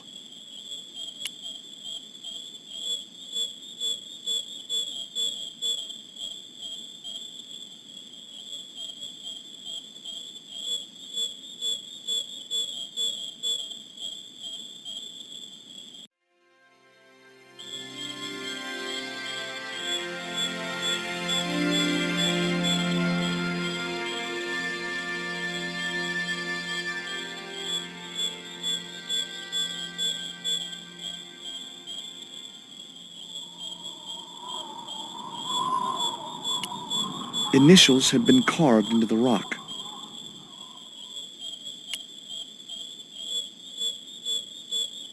Initials carved into the stone read F.K. Frederick Ketch had been here.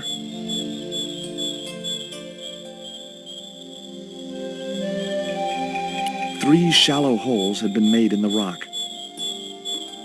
Joining the dots would make an equilateral triangle.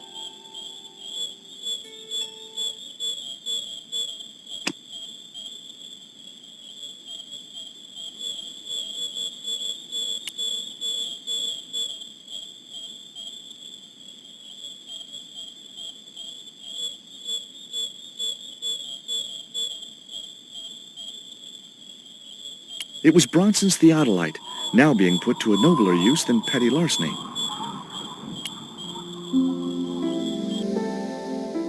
The hill I was on had reminded me of a camel's hump as I'd climbed up it. Now I had to see what I could see.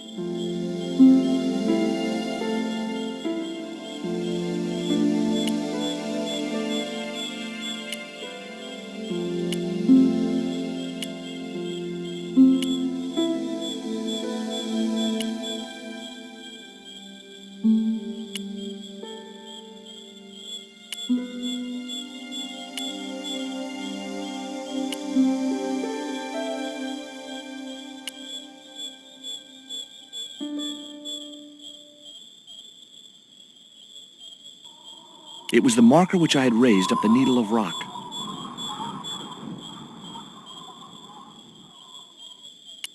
I could see the marker I had fastened on the rock down in the forest, and right in line with it, that had to be where Ketch had hidden his treasure.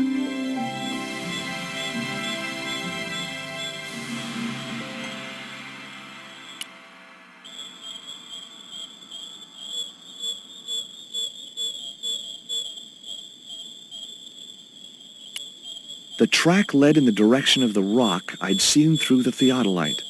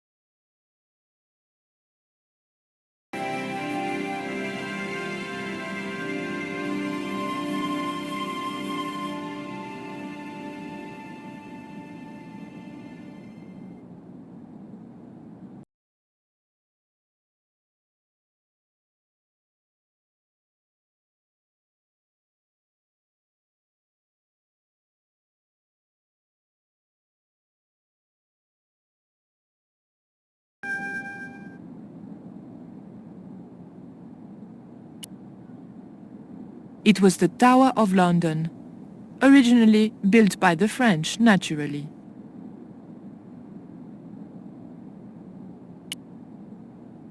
It was Tower Bridge, a magnificent mess of mock Gothic architecture and Victorian engineering. The Xibalba Princess lay at anchor just below Tower Bridge. I knew I'd found the right ship as soon as I saw Pablo at the rail. Pablo, Kazakh's pet sadist. It was risky, but I thought I could get to the next crate unseen. The gangplank crossed a collection of heaving litter. I suppose the Thames was under it somewhere. A ladder gave access to the cabin's roof. It looked like the door to some sort of utility locker. Metal hooks had been welded onto each side of the door frame.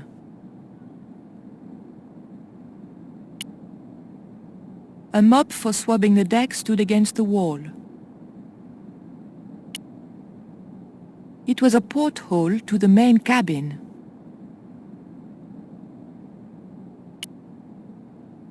It was the door to the boat's main cabin.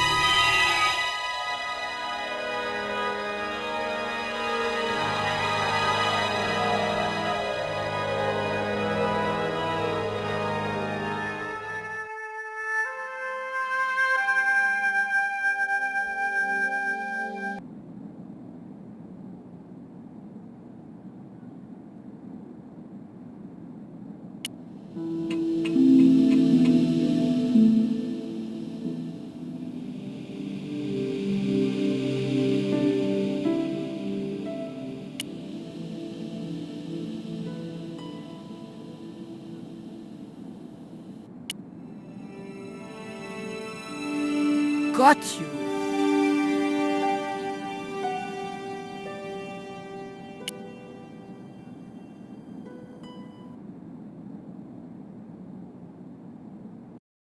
But the Collard woman was there. They'll know it was me. But you have the stone. The right stone, you're sure? Yes, of course, it's the Jaguar stone. No possible mistake. Here it is. Karzak, please. The police will be looking for me soon. You're going to get me out of the country, aren't you? Stop your whining, Oublier. Do you have any idea what this stone symbolizes? I thought you just wanted it to frighten the natives. Fool. I intend to cast this stone into the sea. But why? It's unique. Exactly. With it gone, the Mayan priest's plan to destroy Tezcatlipoca cannot succeed. I can assure you that Tezcatlipoca is a mythical figure. Such a small mind you live in. Tezcatlipoca is real. I have seen him in my dreams. We have spoken of his plans for this world. We have spoken of your part in these plans. My part? He told me you would be useful. He told me how to crush your spirit by turning you to drugs. My wife died. You know that full well. She was my world, my everything. And now, you are no longer useful. She called out your name as she died, you know. What? What are you saying? And then they thought you'd done it. It all worked perfectly. You? It was you? You bastard! You monster! For the love of God, Karzak! Which one?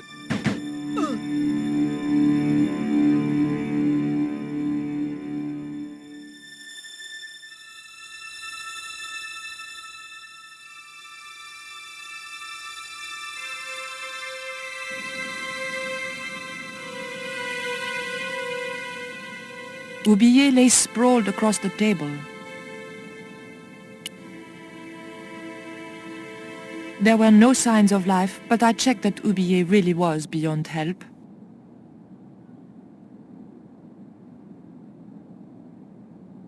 It was the jaguar stone that Oublié had stolen from the museum. It was identical in size and shape to the coyote stone. A stylized carving of a jaguar decorated one side. We were going to need the stone to thwart Karzak. I knew Oublié would have approved.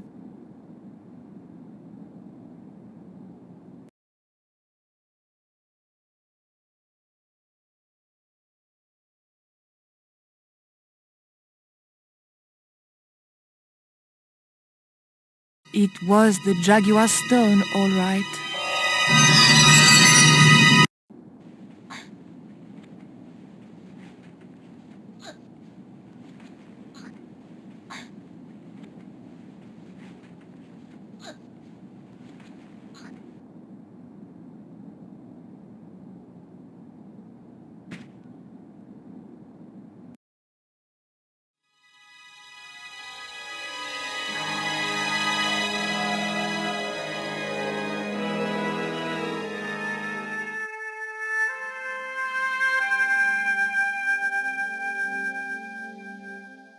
It was the jaguar stone, all right.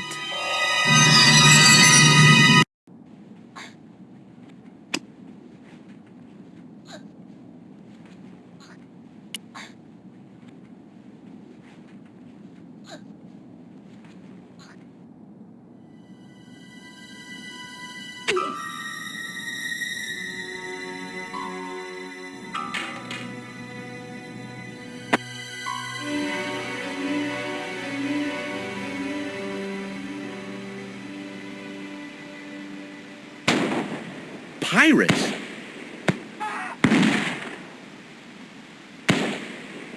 I was about to make good my escape when... Cut! Who the hell are you? I can explain everything. Don't bother.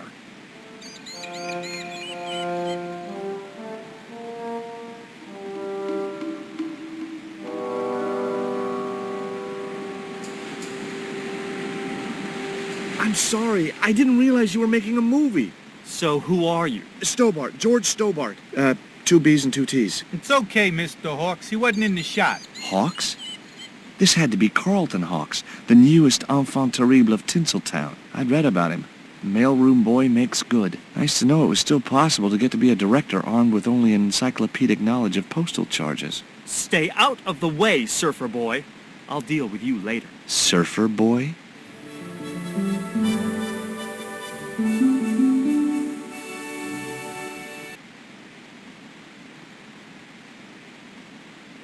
The great director. Well, that's what his pose was supposed to say. He reminded me of Ed Wood.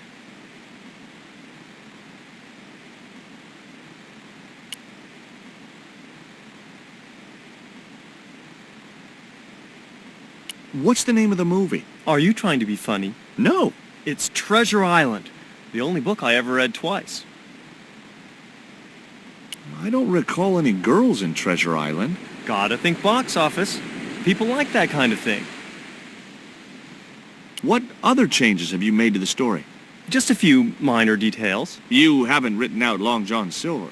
Are you questioning my integrity as an artist? Of course Silver's still in it. We've even hung on to Captain Flint. His parrot. His trained attack falcon. Why do you think Blind Pew's blind? Did you say you've changed the ending of the story? That's right. Do they find the treasure? Yeah, but that comes later, after they've escaped the volcanic eruption. A volcano? Sure. Krakatoa. All the millions spent on a movie, and nobody thinks to buy an atlas. Who's playing Jim Hawkins? Haiku McEwen. Oh, don't tell me you've never heard of him. I don't go to the movies too often. Jeez. Haiku is only the hottest teen star in Hollywood. That's why we're on such a tight schedule. Gotta film the close-ups before he hits puberty. Who's the leading lady? Don't you recognize her? That's Sharon Kowalski. Oh, right. I'd never heard of her. You know what the locals call this place, don't you? No, but I guess you're gonna tell me. Zombie Island. Zombies? A crazed gleam came into his eye. Get me the writers. Get me makeup. I want zombie pirates in this movie by the end of today.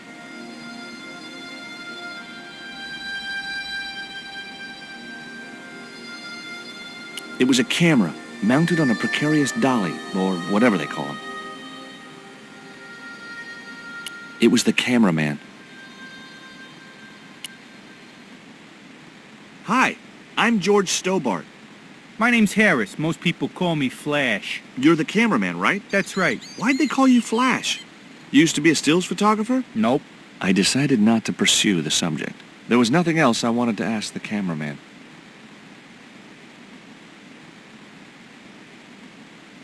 He was a middle-aged man with a pock-marked face.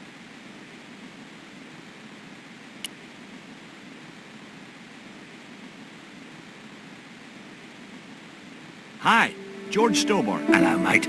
You're English, right? Blimey, you don't miss much, do you? Bert Savage. Have you seen what the caterers laid on today? Buns and pancakes. That's awful. It's an improvement on yesterday. The buns are stale, but the pancakes are bloody lovely. How long have you been in the movie business? Flipping years, mate. Absolutely flipping years. I was in the army before that. Thought to myself, you've been risking your bleeding neck every day, why not cash in on it like? So you became a stuntman, just like that? Nah, of course not. I had to do the training first. What training does a stuntman do? First they told me to stand in the road. Then they run me down. Straight up. Drove at me with a car. I couldn't believe it. I was up on the bonnet and over the other side before I realised he wasn't stopping. Then they threw me downstairs a bit and gives me a certificate. Did you ever work with Carol Climax? The Dirty Dachshund? I'll say. Flipping princess, mate. I heard she was very beautiful. Mind you, she acted like one too. Ordering this, demanding that. Did you ever meet Bertrand Oubier? Meet him? No. I saw him a few times though. He didn't like his wife being in films. Do you think Oubier murdered his wife? I wouldn't be surprised if he did. Mind you, there were plenty of people who could have done her in. I thought the public loved her. Yeah, but people who knew her saw the other side. Have you ever seen anything like this before? What's that, mate? Stone axe? No, it's just a piece of polished stone. Very nice indeed. Shine it up a bit, you get a few bob for that.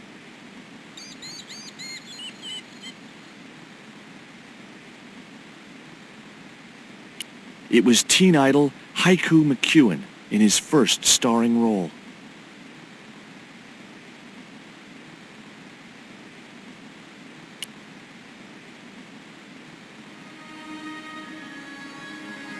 Hi there, George Stobbart. Uh-huh. Yeah. Haiku McEwen. You're playing Jim Hawkins, right? Jimbo. I had Mr. Hawks change his name.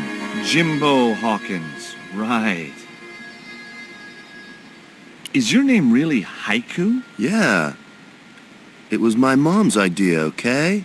When I was born, I was so small and perfectly formed I reminded her of a Japanese poem. Well, I guess it could have been worse. She could have called you Limerick. That's my middle name. Did you always want to be an actor? I don't think of what I do as acting, man. You're not alone. It's more like I'm the voice of my generation.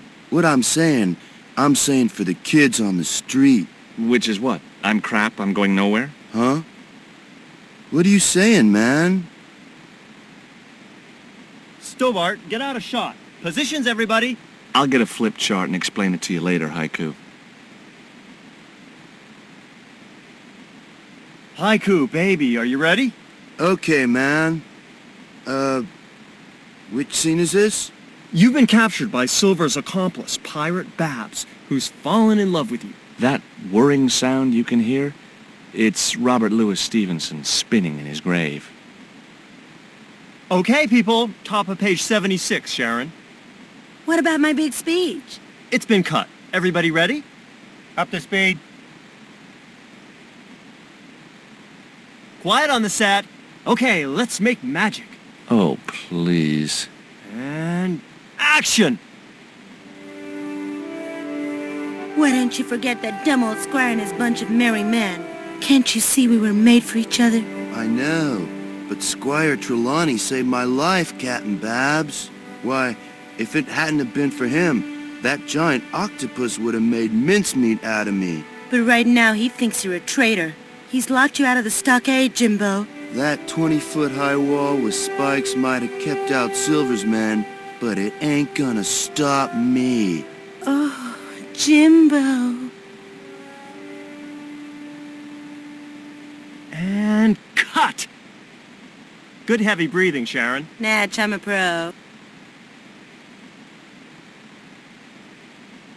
Did you get the heavy breathing, Flash? Did I ever, boss? You should have made this movie in 3D. Haiku, you were great. We're setting up for the stunt now, so get a bite to eat.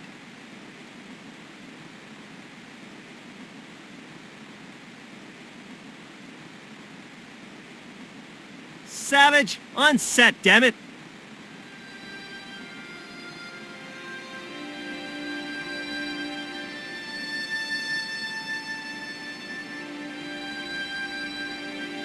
It was the famous movie star, Sharon somebody or other.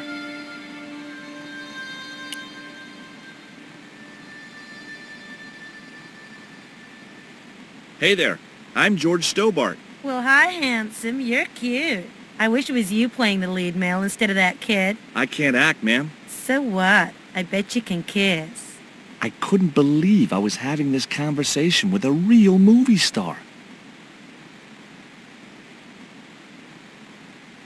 What's it like sharing the spotlight with an actor who's young enough to be your son? What do you mean?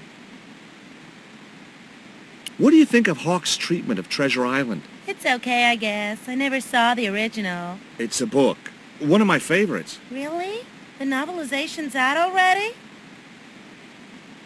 What part are you playing? Pirate Babs, the ruthless and passionate lady buccaneer. It's a great part. I get to kiss a lot, and I kick ass. Like the boots? What do you think of these? Ew, they're awful. You have no idea how much you've just gone up in my estimation.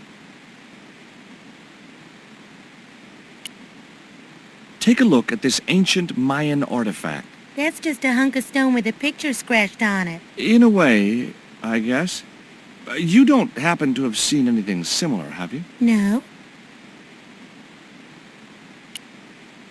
I found this reed in the swamp on the other side of the island. Oh, yeah? Yeah, and I used it to shoot a poisoned dart at a wild boar. It was a real-life drama, not just a scene from a movie. Right. She was having trouble with the whole real life is not a movie concept.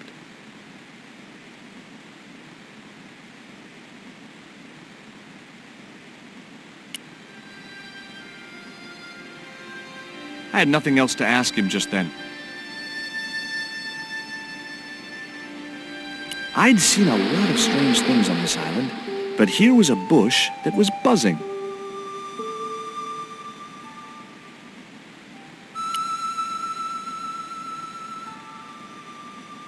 As I walked towards the bush, it started buzzing angrily.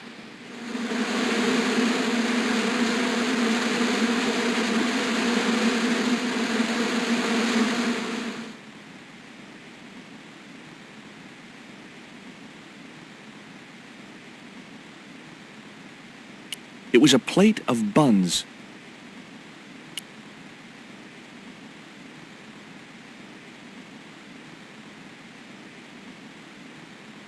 The bun was so stale it felt like a small rock.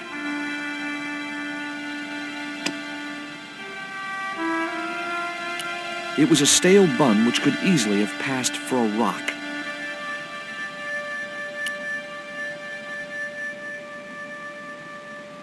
There was a pot of delicious-looking maple syrup on the table.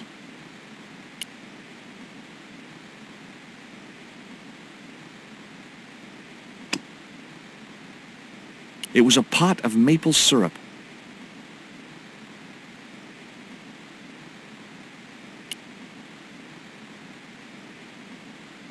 It was a pile of pancakes, much depleted by Bert.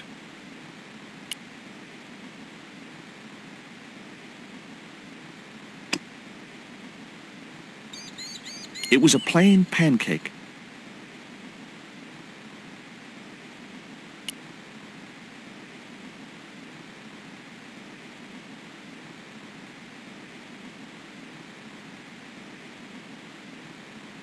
It was a pancake covered in maple syrup.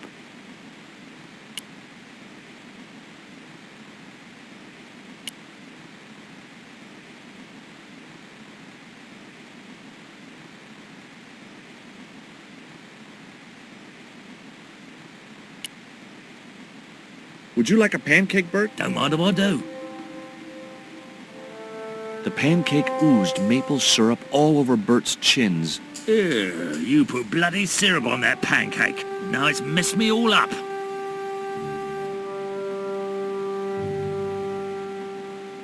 I don't want to worry you, but there's a hornet's nest over in that bush. Hornets.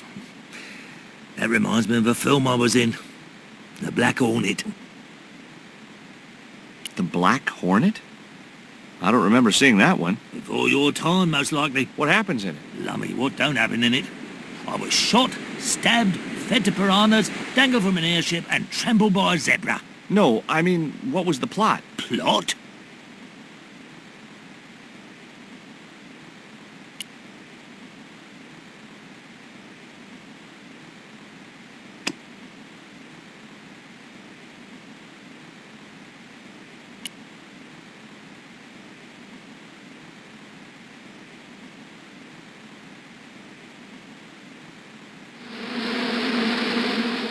Those hornets were not pleased.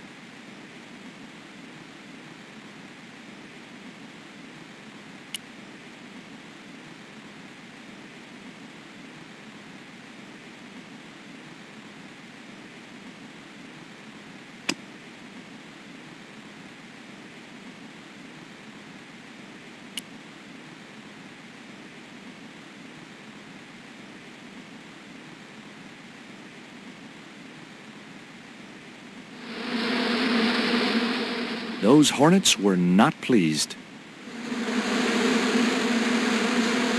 Get that camera rolling. This could be good.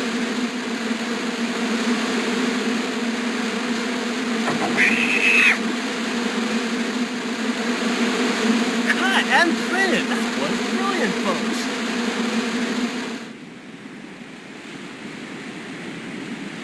Okay, the next scene is down on the beach. This is where Hawkins finds the treasure in the Cave of the Crabs.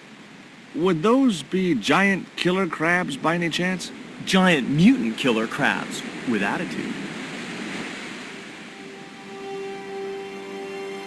There it was, the rock I'd seen from the camel's hump. Now that I was close up, I could make out a small cave near the top of the pillar.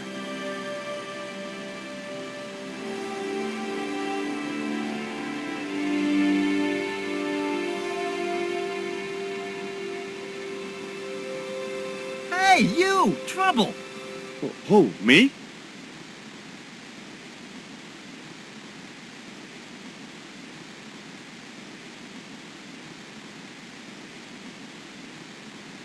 I want you to stay right where I can keep an eye on you. I'm not one of your lackeys, Hawks. I go where I like. Not here, you don't. The movie company has rented this island for the duration. You're trespassing. Do as you're told or you're gone.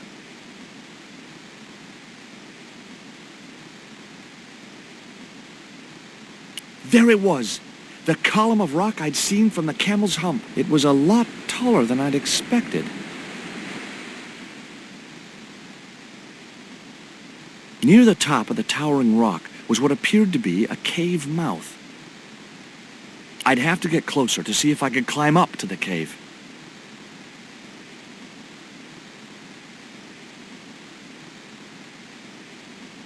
Hey! Get out of shot!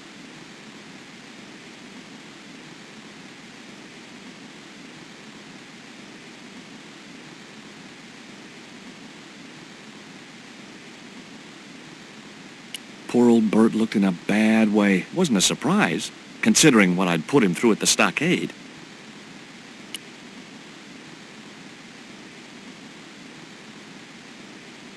Hi, Bert. Don't you eye me.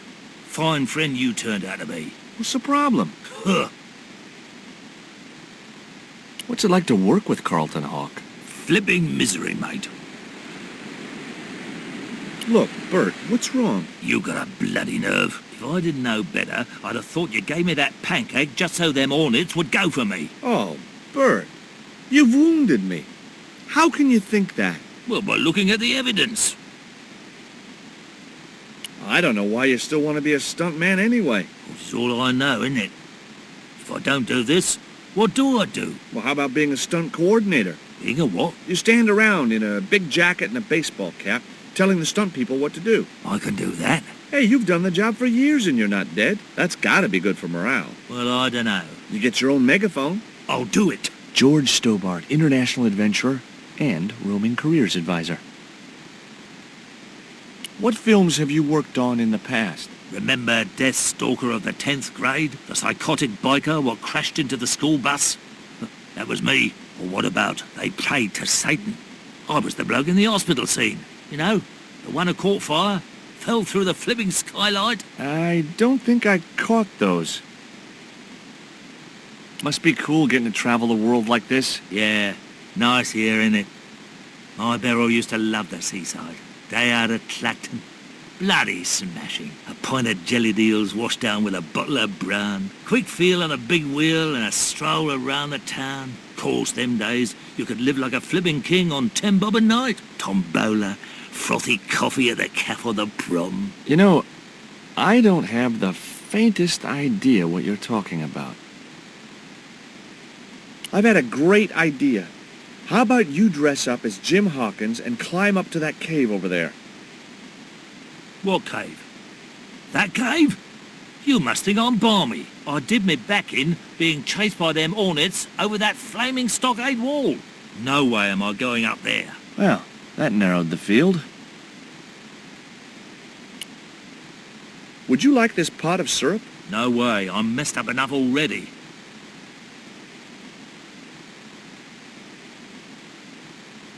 It was Haiku McEwen, marketing's answer to talent.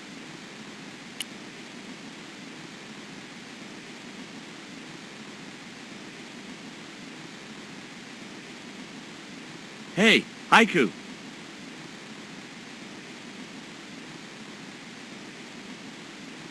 Yeah, man. I may not be making millions of dollars, and I may not have thousands of nubile, if uncritical, young women lusting for my body, but I've got something that you haven't. This small piece of coal. Man, you're getting freaky on me.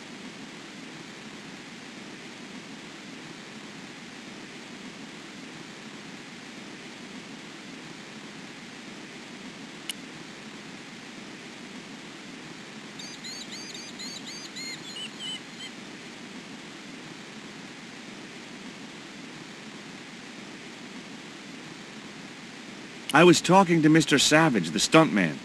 Is he all right? What makes you say that? He's not making any sense. The guy's English. Why don't you use that cave up on the rock pillar at the end of the beach? We don't have a stuntman anymore. Hey, I'll do the stunt. I appreciate the offer, but if you fall, you'll sue us. No, I won't. Everybody hear that? I heard it. Good enough, we're covered. Got any experience? Death-defying leaps, desperate fistfights, getting caught in explosions, you name it. Okay, people, move out. We're shooting the scene at the end of the beach. No, we're not. The camera's still bogged down. Shoot, I forgot about that. No go, Stobbart. We'll have to use this cave after all. You don't look happy. Why should I be happy? Look at that cave. It's supposed to be where the treasure is. So? Look at it. It's crap. Does that look like the sort of place anybody would hide treasure? I should have had props build me a proper damn cave. A cinematic cave. What do you mean, a cinematic cave? One with drama. Danger. One that looks like the mouth of a big stone skull would be cool, but I'd settle for drama and danger. It was a portable movie camera.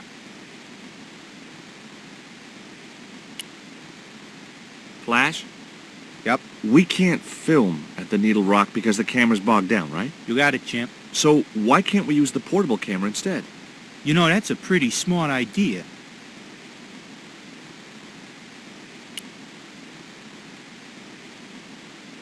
What do you think of Haiku McEwen? What's to think? The kid will have earned more by the time his balls drop than I'll earn in a lifetime. Good luck to him.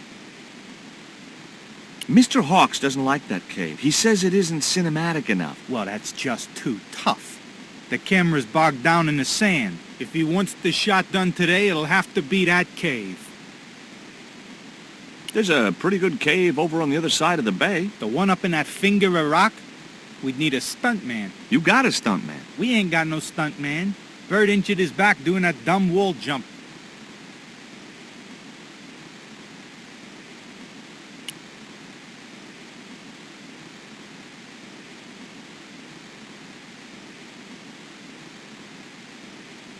I've been talking to the cameraman. He's got a portable camera. So? So you can use the cave in that rock pillar at the end of the beach.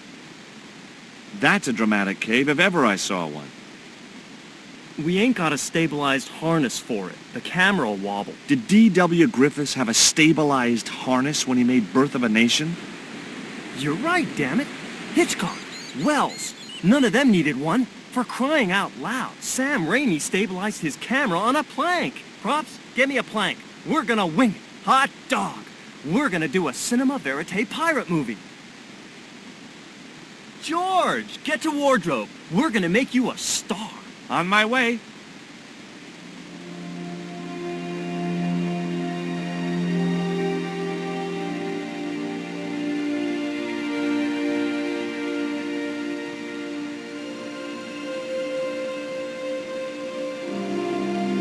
Ready when you are, Mr. Hawks.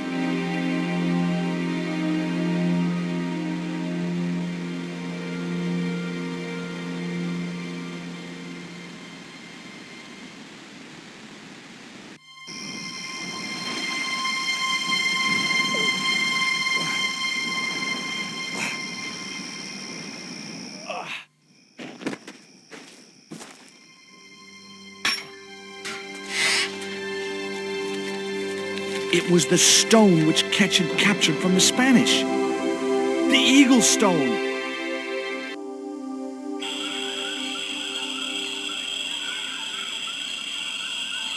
I returned to Quaramonte and found that George had left a message with Conchita. He'd already left for the Indian village, so I hurried to catch up with him. When I arrived, I found a scene of desolation.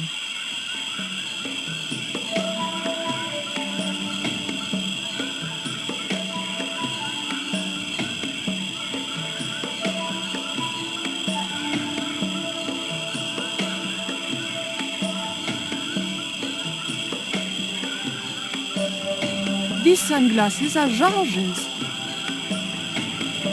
George, where are you?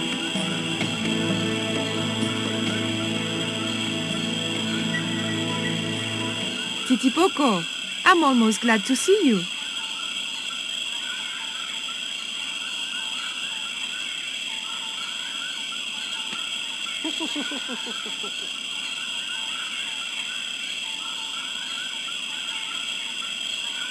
little asshole. What happened here? Are you responsible for this? And where's George? Have you seen him? He was pointing to the remains of a burned-out hut.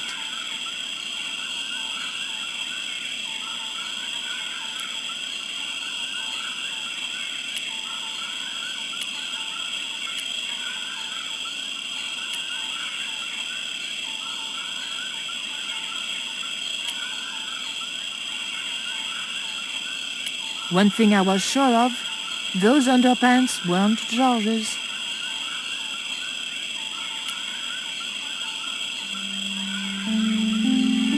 Maybe George can make use of these.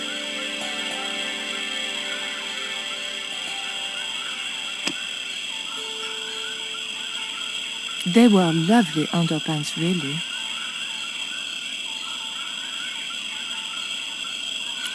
They were George's shades.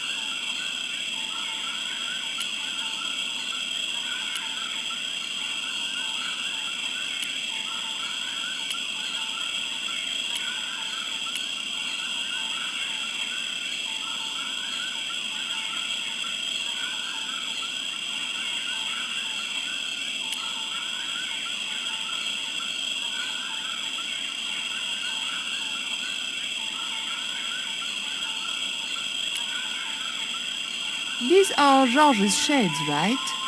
Has he been here? Jaws! Where is he now?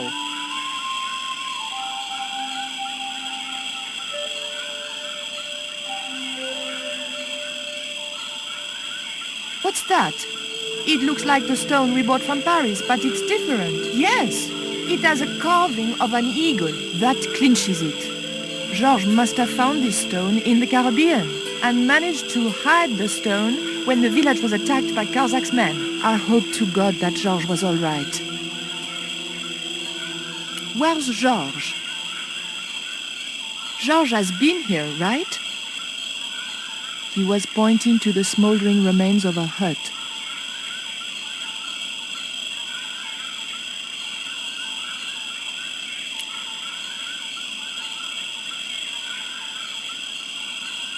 It was a very hot and blackened stone.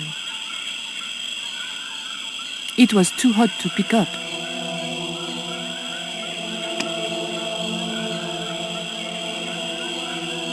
The underpants weren't thick enough to protect my hands.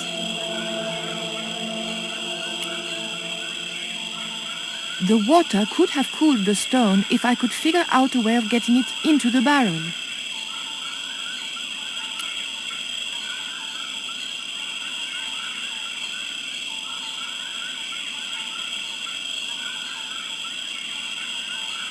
I just didn't have the strength to tip that barrel. It was a smashed lantern, probably the cause of this destruction. I didn't need the lantern since it was still daylight. Besides, it was broken.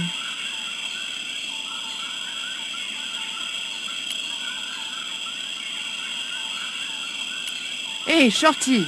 Make yourself useful and help me with this barrel.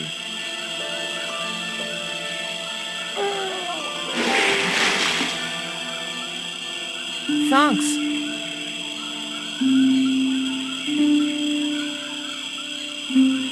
The ground was covered with ashes. Ashes! The thought that they might be human chilled me to the bone.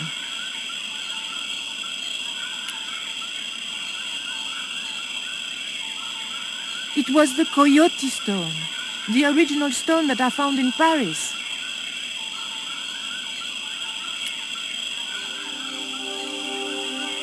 I had the coyote and jaguar stones.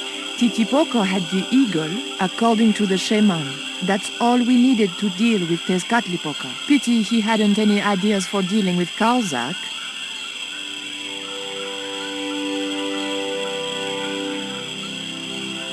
What is it? Where are you pointing? There was nothing I wanted to ask him.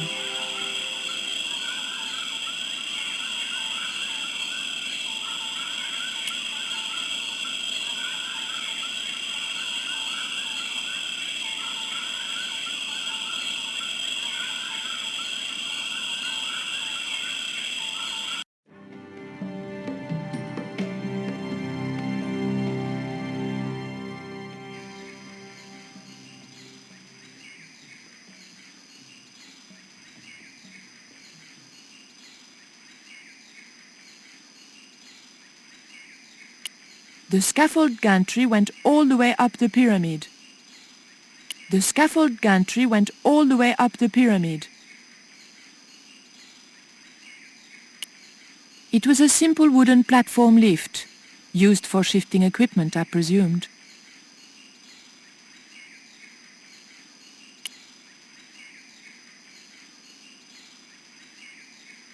The engine looked like it was supposed to power the lift. It was a small but very enticing button. The button didn't seem to do anything. The cap was attached to the lift engine by a chain.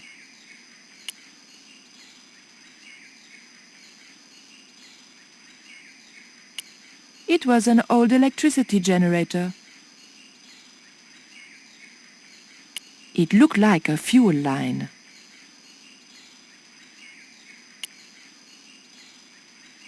It was a small screw-fit cylindrical housing.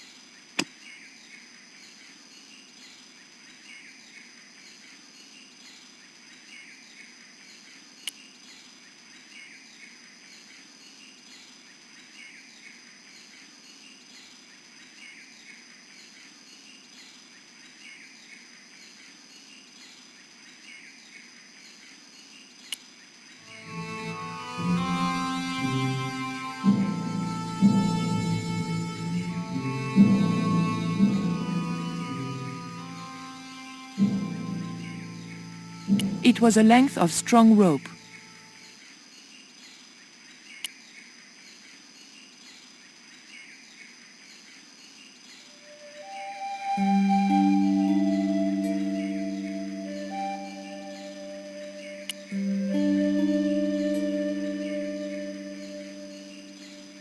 Titipoco, I have an important job for you. Take this rope to the top of this scaffolding and throw it over the top. How?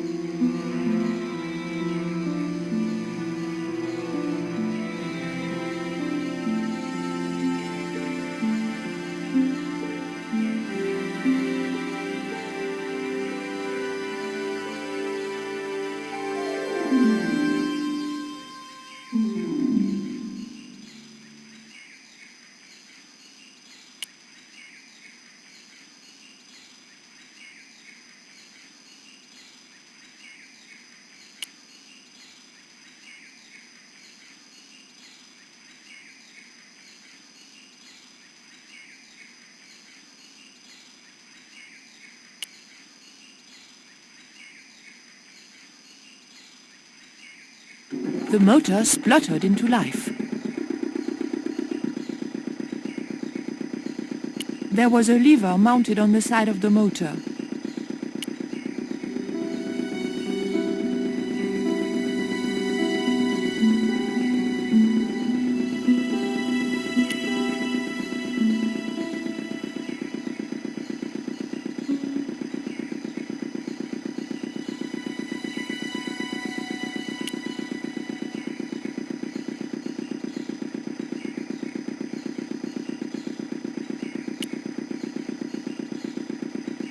Would you like some chocolate, Titipoco?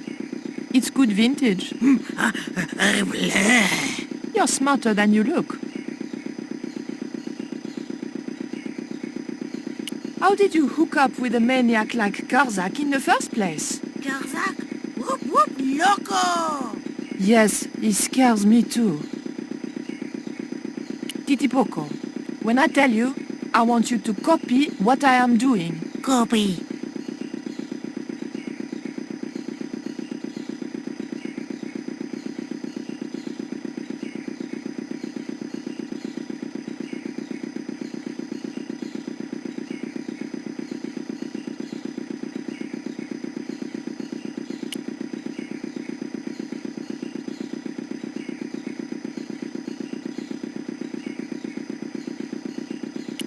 Okay?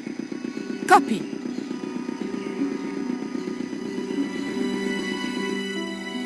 George! I realized those bastards were going to sacrifice George to Tezcatlipoca over my dead body.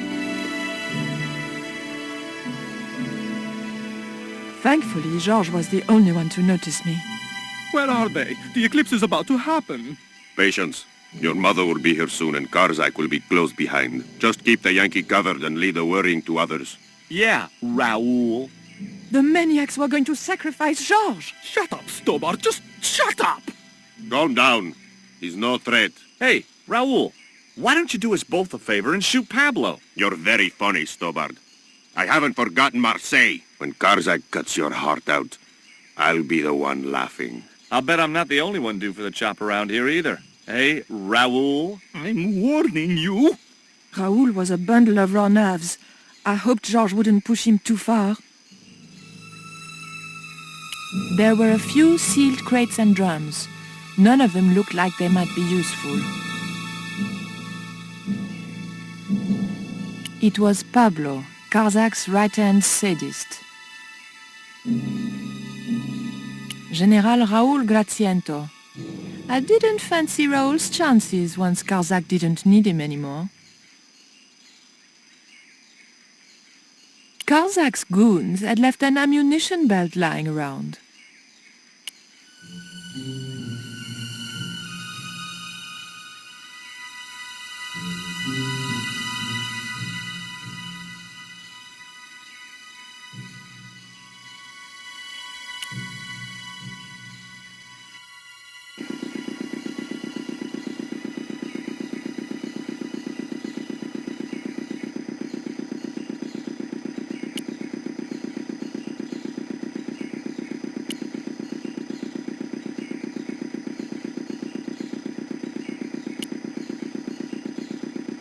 Hey, señorita! Too late. I had been seen. Bonjour, Capitaine. Only Sergeant, pretty one. What are you doing here? Snuggles said I could come here with him. Snuggles? Oh, I mean the General. We're, friends. May I go up the pyramid? We have strict instructions not to let anybody pass. Oh, but I've told you who I am. Surely nobody would mind. Well... Oh, please, I'd be ever so grateful. I tell you what. I'll ask Pablo if it's okay for you to go up. If Pablo saw me, I'd be dead. No, it's not worth the bother. I'm not really that interested in their stupid pyramid anyway. Well, okay. It's men's work up there anyway. I'll just run along and play around here, okay? Okay, you do that. It looked like Karzak was using Quaramontean troops and local Indians as his guards. There was an unlit torch by the base of the steps.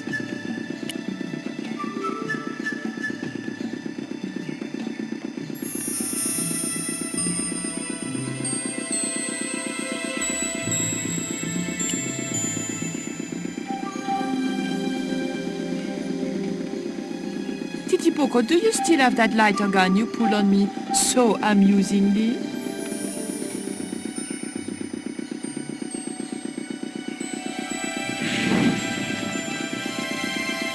What's going on over there? Do you need help, my pretty? Nothing's wrong. I dropped, a cigarette butt. Everything is under control. I'll have the fire out in a minute or two.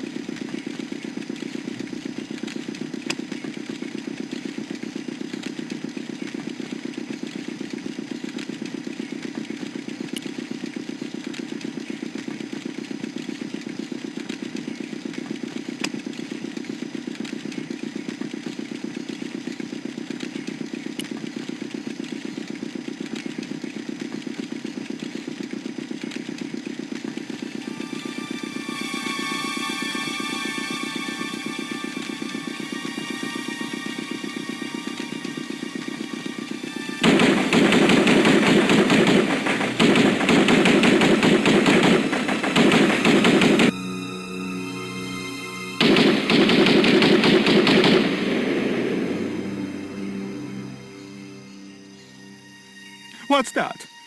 What's happening? Trouble. Give it up. The pyramid's surrounded. I'll find out what the trouble is.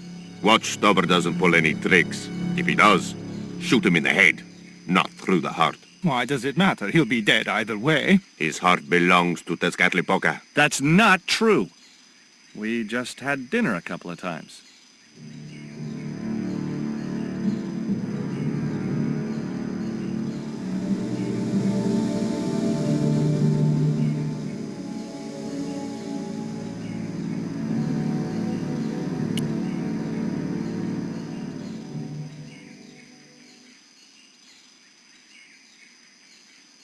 Drop the gun or I shoot! Please, don't hurt me! Don't worry yourself. My finger isn't loaded.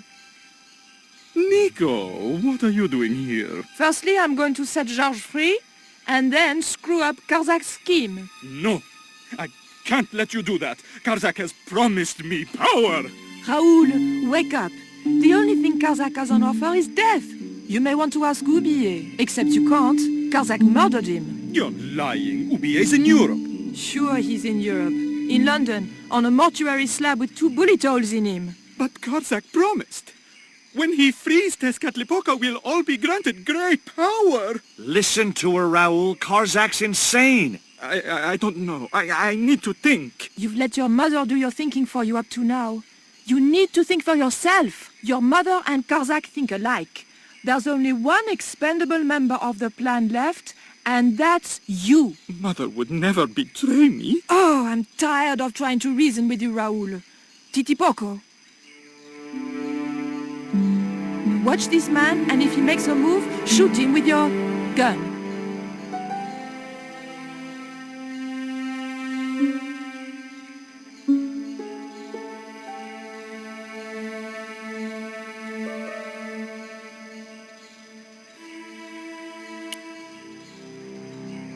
Hold still, George. I don't want to sacrifice you by accident.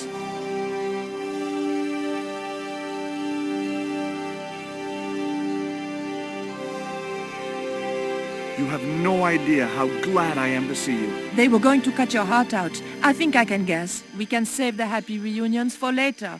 We've got to move. Come on!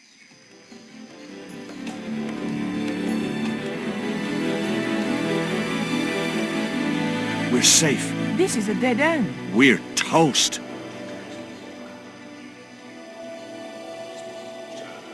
I know, Titipoco. I'm not too happy here either. He knows this is Tezcatlipoca's pyramid. The house of the enemy. Well, we can't stay here like rats in a trap. And we can't go out the way we came in. It would be suicide. I'll have a look round. Maybe there's another way out. In the meantime... Take this.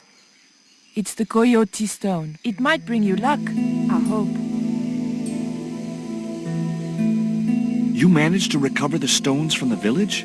Then we might have a chance after all. Incidentally, what would Titipoco have done if Graciento had moved? Titipoco? Nothing. He's given up violence.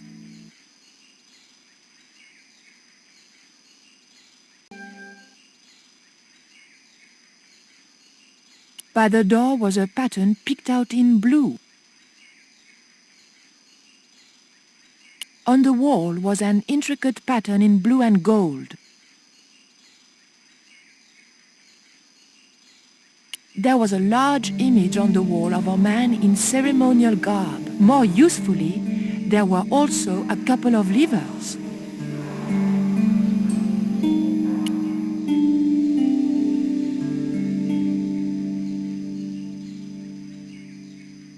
The lever was made of stone.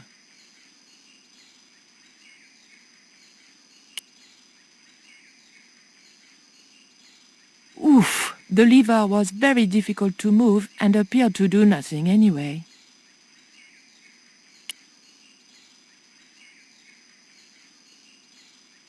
Heave! Still no good.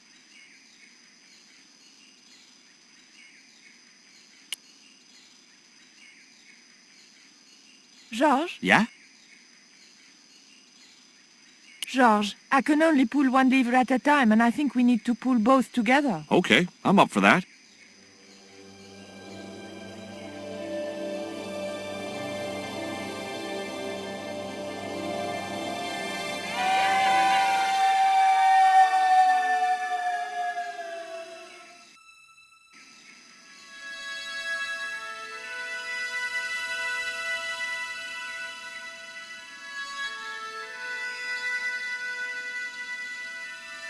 Raoul, there's something suspicious This sacrifice!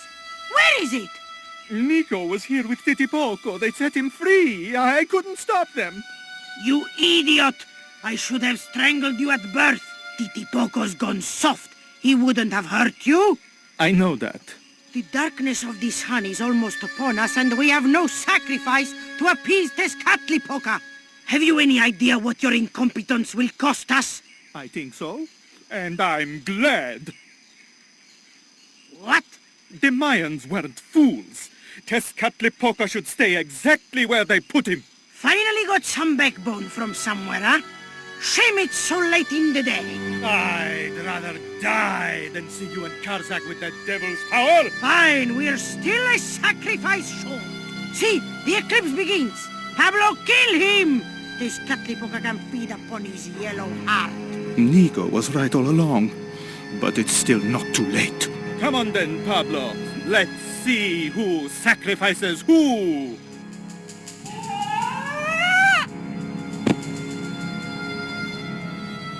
What place is this? I was in some sort of strange room. Tiles and dials. The priests who designed this place must have known how to use them. I was going to have to figure it out for myself if I ever wanted to get out of here.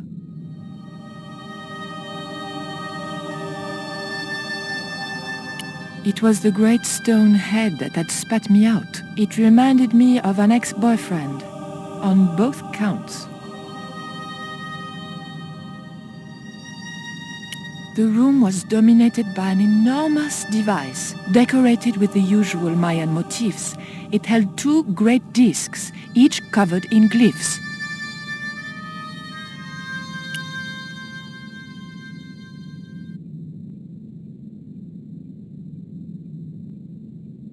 It was the great disc machine.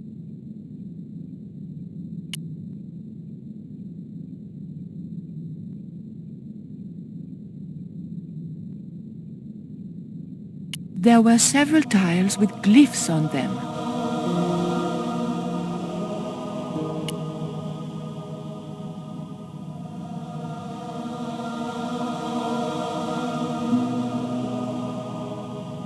There was a statue of a monkey, some sort of religious significance. The monkey held a board containing more tiles with colored glyphs on them. The tile didn't move at all.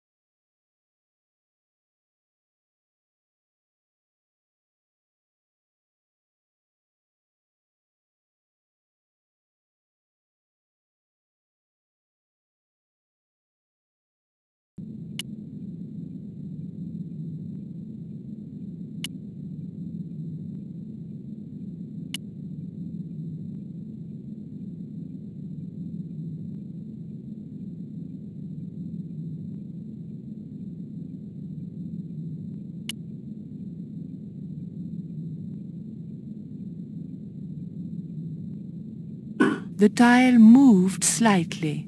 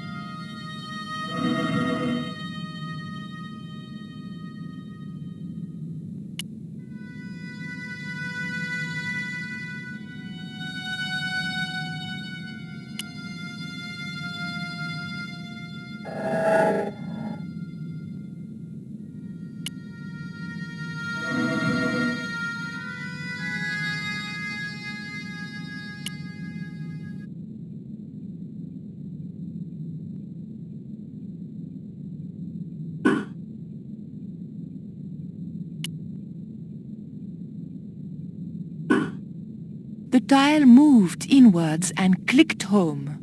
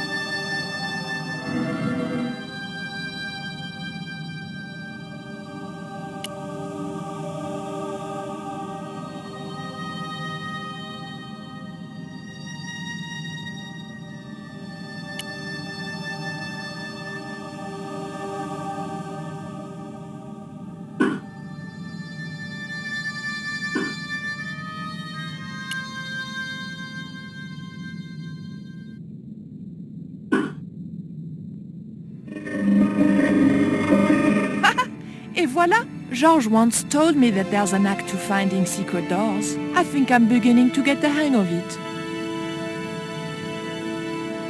It was the secret exit that I had revealed by solving the glyphs puzzle.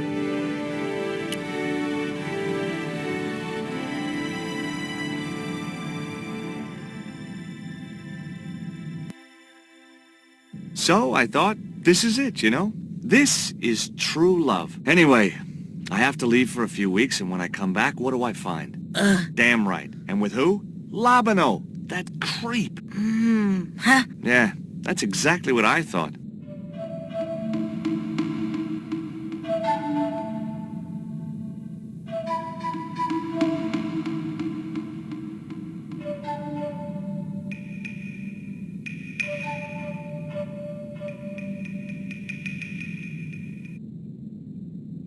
Oh, heck. Looks like another dead-end titty poco. Any ideas?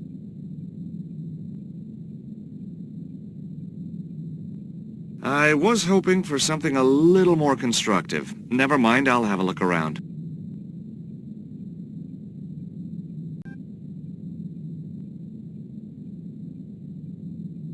There was a torch in a sconce by the doorway.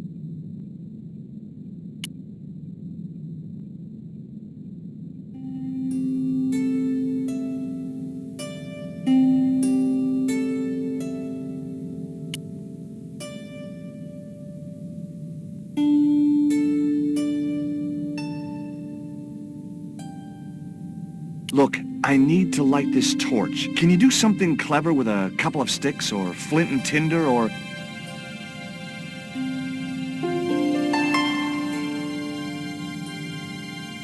or a cheesy novelty cigarette lighter, as it turned out.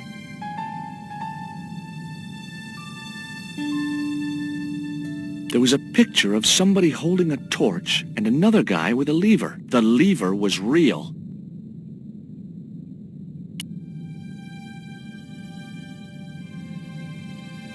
Well, there was nothing else to do around here, so I pulled the lever. Nothing's happened. Oh, I hate that. Don't you hate that? Titty Poco? Oh my...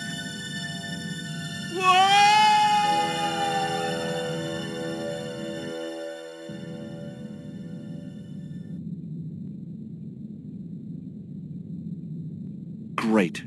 I had no idea where I was, no idea where the others had got to, and time was running out to stop Karzak. Still, I wasn't dead yet, so it wasn't all bad news. There was a lever on the wall.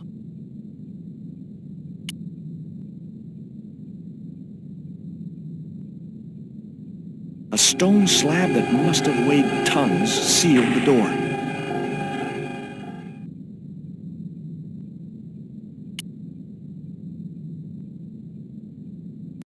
Charming. Lovely. Looks like my school gym teacher.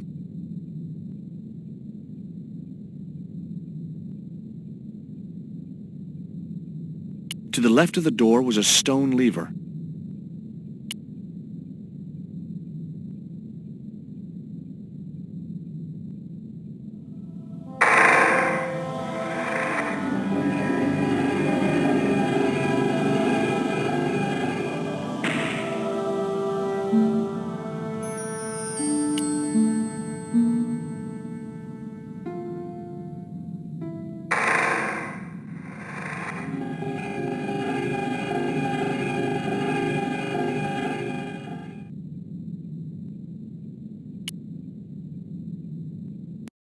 Every time I think this place can't get any spookier, it does. How rapoosh. The carving reminded me of Lane for some reason.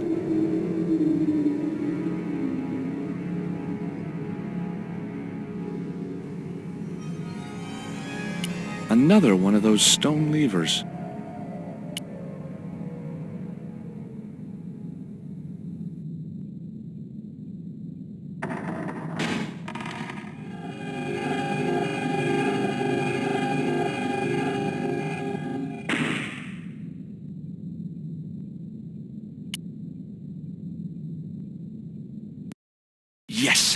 Finally, I'm out of here.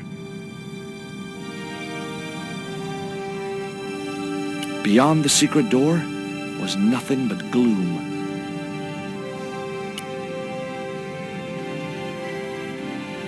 My old torch was dying, and I had no desire to be plunged into darkness. There was an unused torch up on the wall.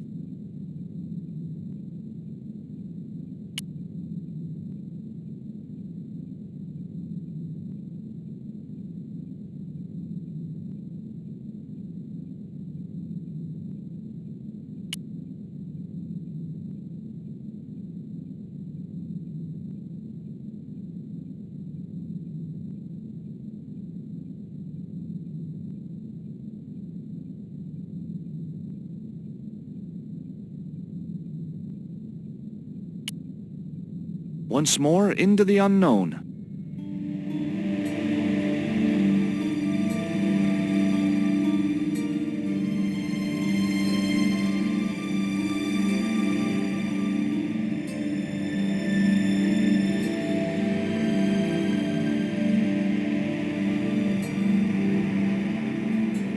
There was a lever camouflaged within the wall design.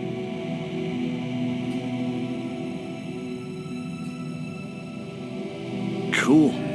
Onwards and downwards, Mr. Stobbart.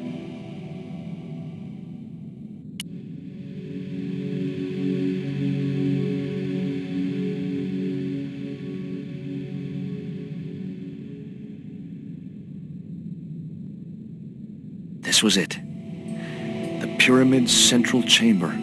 Its dark heart. Once before in my life, I'd stood in front of a door and thought, this is it. If I go through there, I'm going to die. I'd been wrong then. I hoped I was wrong now. This was the door that led to the central chamber and the smoking mirror.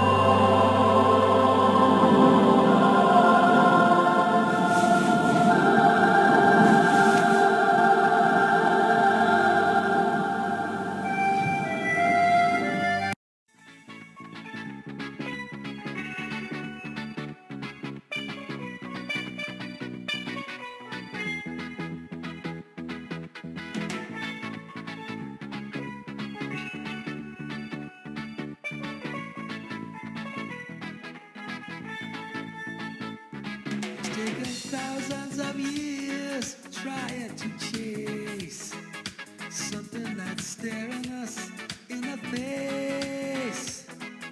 When life has lost all its peace and you're feeling flat, you must remember that. Have Happiness is an inside job. If your name is Mary, if your name is Bob, it's up to you if you sing or sob. Remember, happiness is an inside job. A lot of people travel in search of the sun, flying and fishing, looking for fun. But it isn't easy leaving cares behind. And pretty soon you'll find happiness is an inside job. If your name is Mary, if your name is Bob, it's up to you if you sing or sob. Remember, happiness is an inside job. You can have a house on top of the hill, bank accounts worth a couple of mil. But when you lose your spark and your spirit's deep, hang on to this little tip. Happiness is an inside job. Your name is Mary or your name is Bob, it's up to you if you sing or sob. Remember, happiness is an inside. Happiness is an inside. Happiness is an inside job.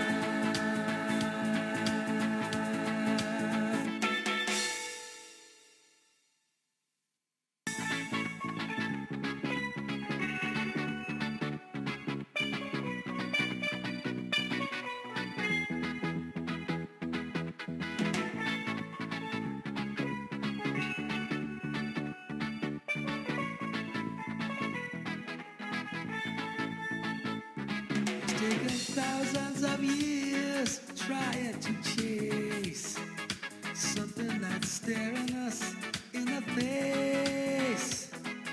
When life is lost on its face and you're feeling flat, you must remember that happiness is an inside job. If your name is Mary, if your name is Bob, it's up to you if you sing or sob. Remember, happiness is an inside job.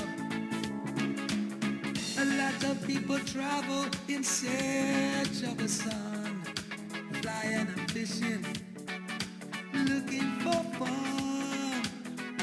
But it isn't easy leaving cares behind. And pretty soon you'll find happiness is an inside job. If your name is Mary, if your name is Bob, it's up to you if you sing or sob. Remember, happiness is an inside job. You can have a house on top of the hill, bank accounts worth a couple of mil. But when you lose your spark and your spirit's deep, hang on to this little tip. Happiness is an inside job. Your name is Mary or your name is Bob, it's up to you if you sing or sob. Remember, happiness is an inside. Happiness is an inside. Happiness is an inside job.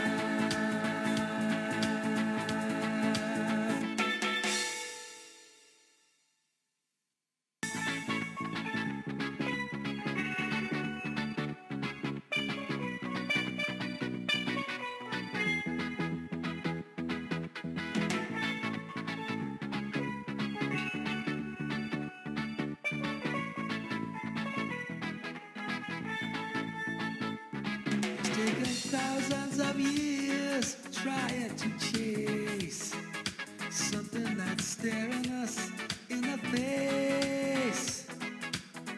life has lost all its fizz and you're feeling flat, you must remember that happiness is an inside job. If your name is Mary, if your name is Bob, it's up to you if you sing or sob. Remember, happiness is an inside job. A lot of people travel in search of the sun, flying and fishing, looking for fun. But it isn't easy leaving cares behind. And pretty soon you'll find happiness is an inside job.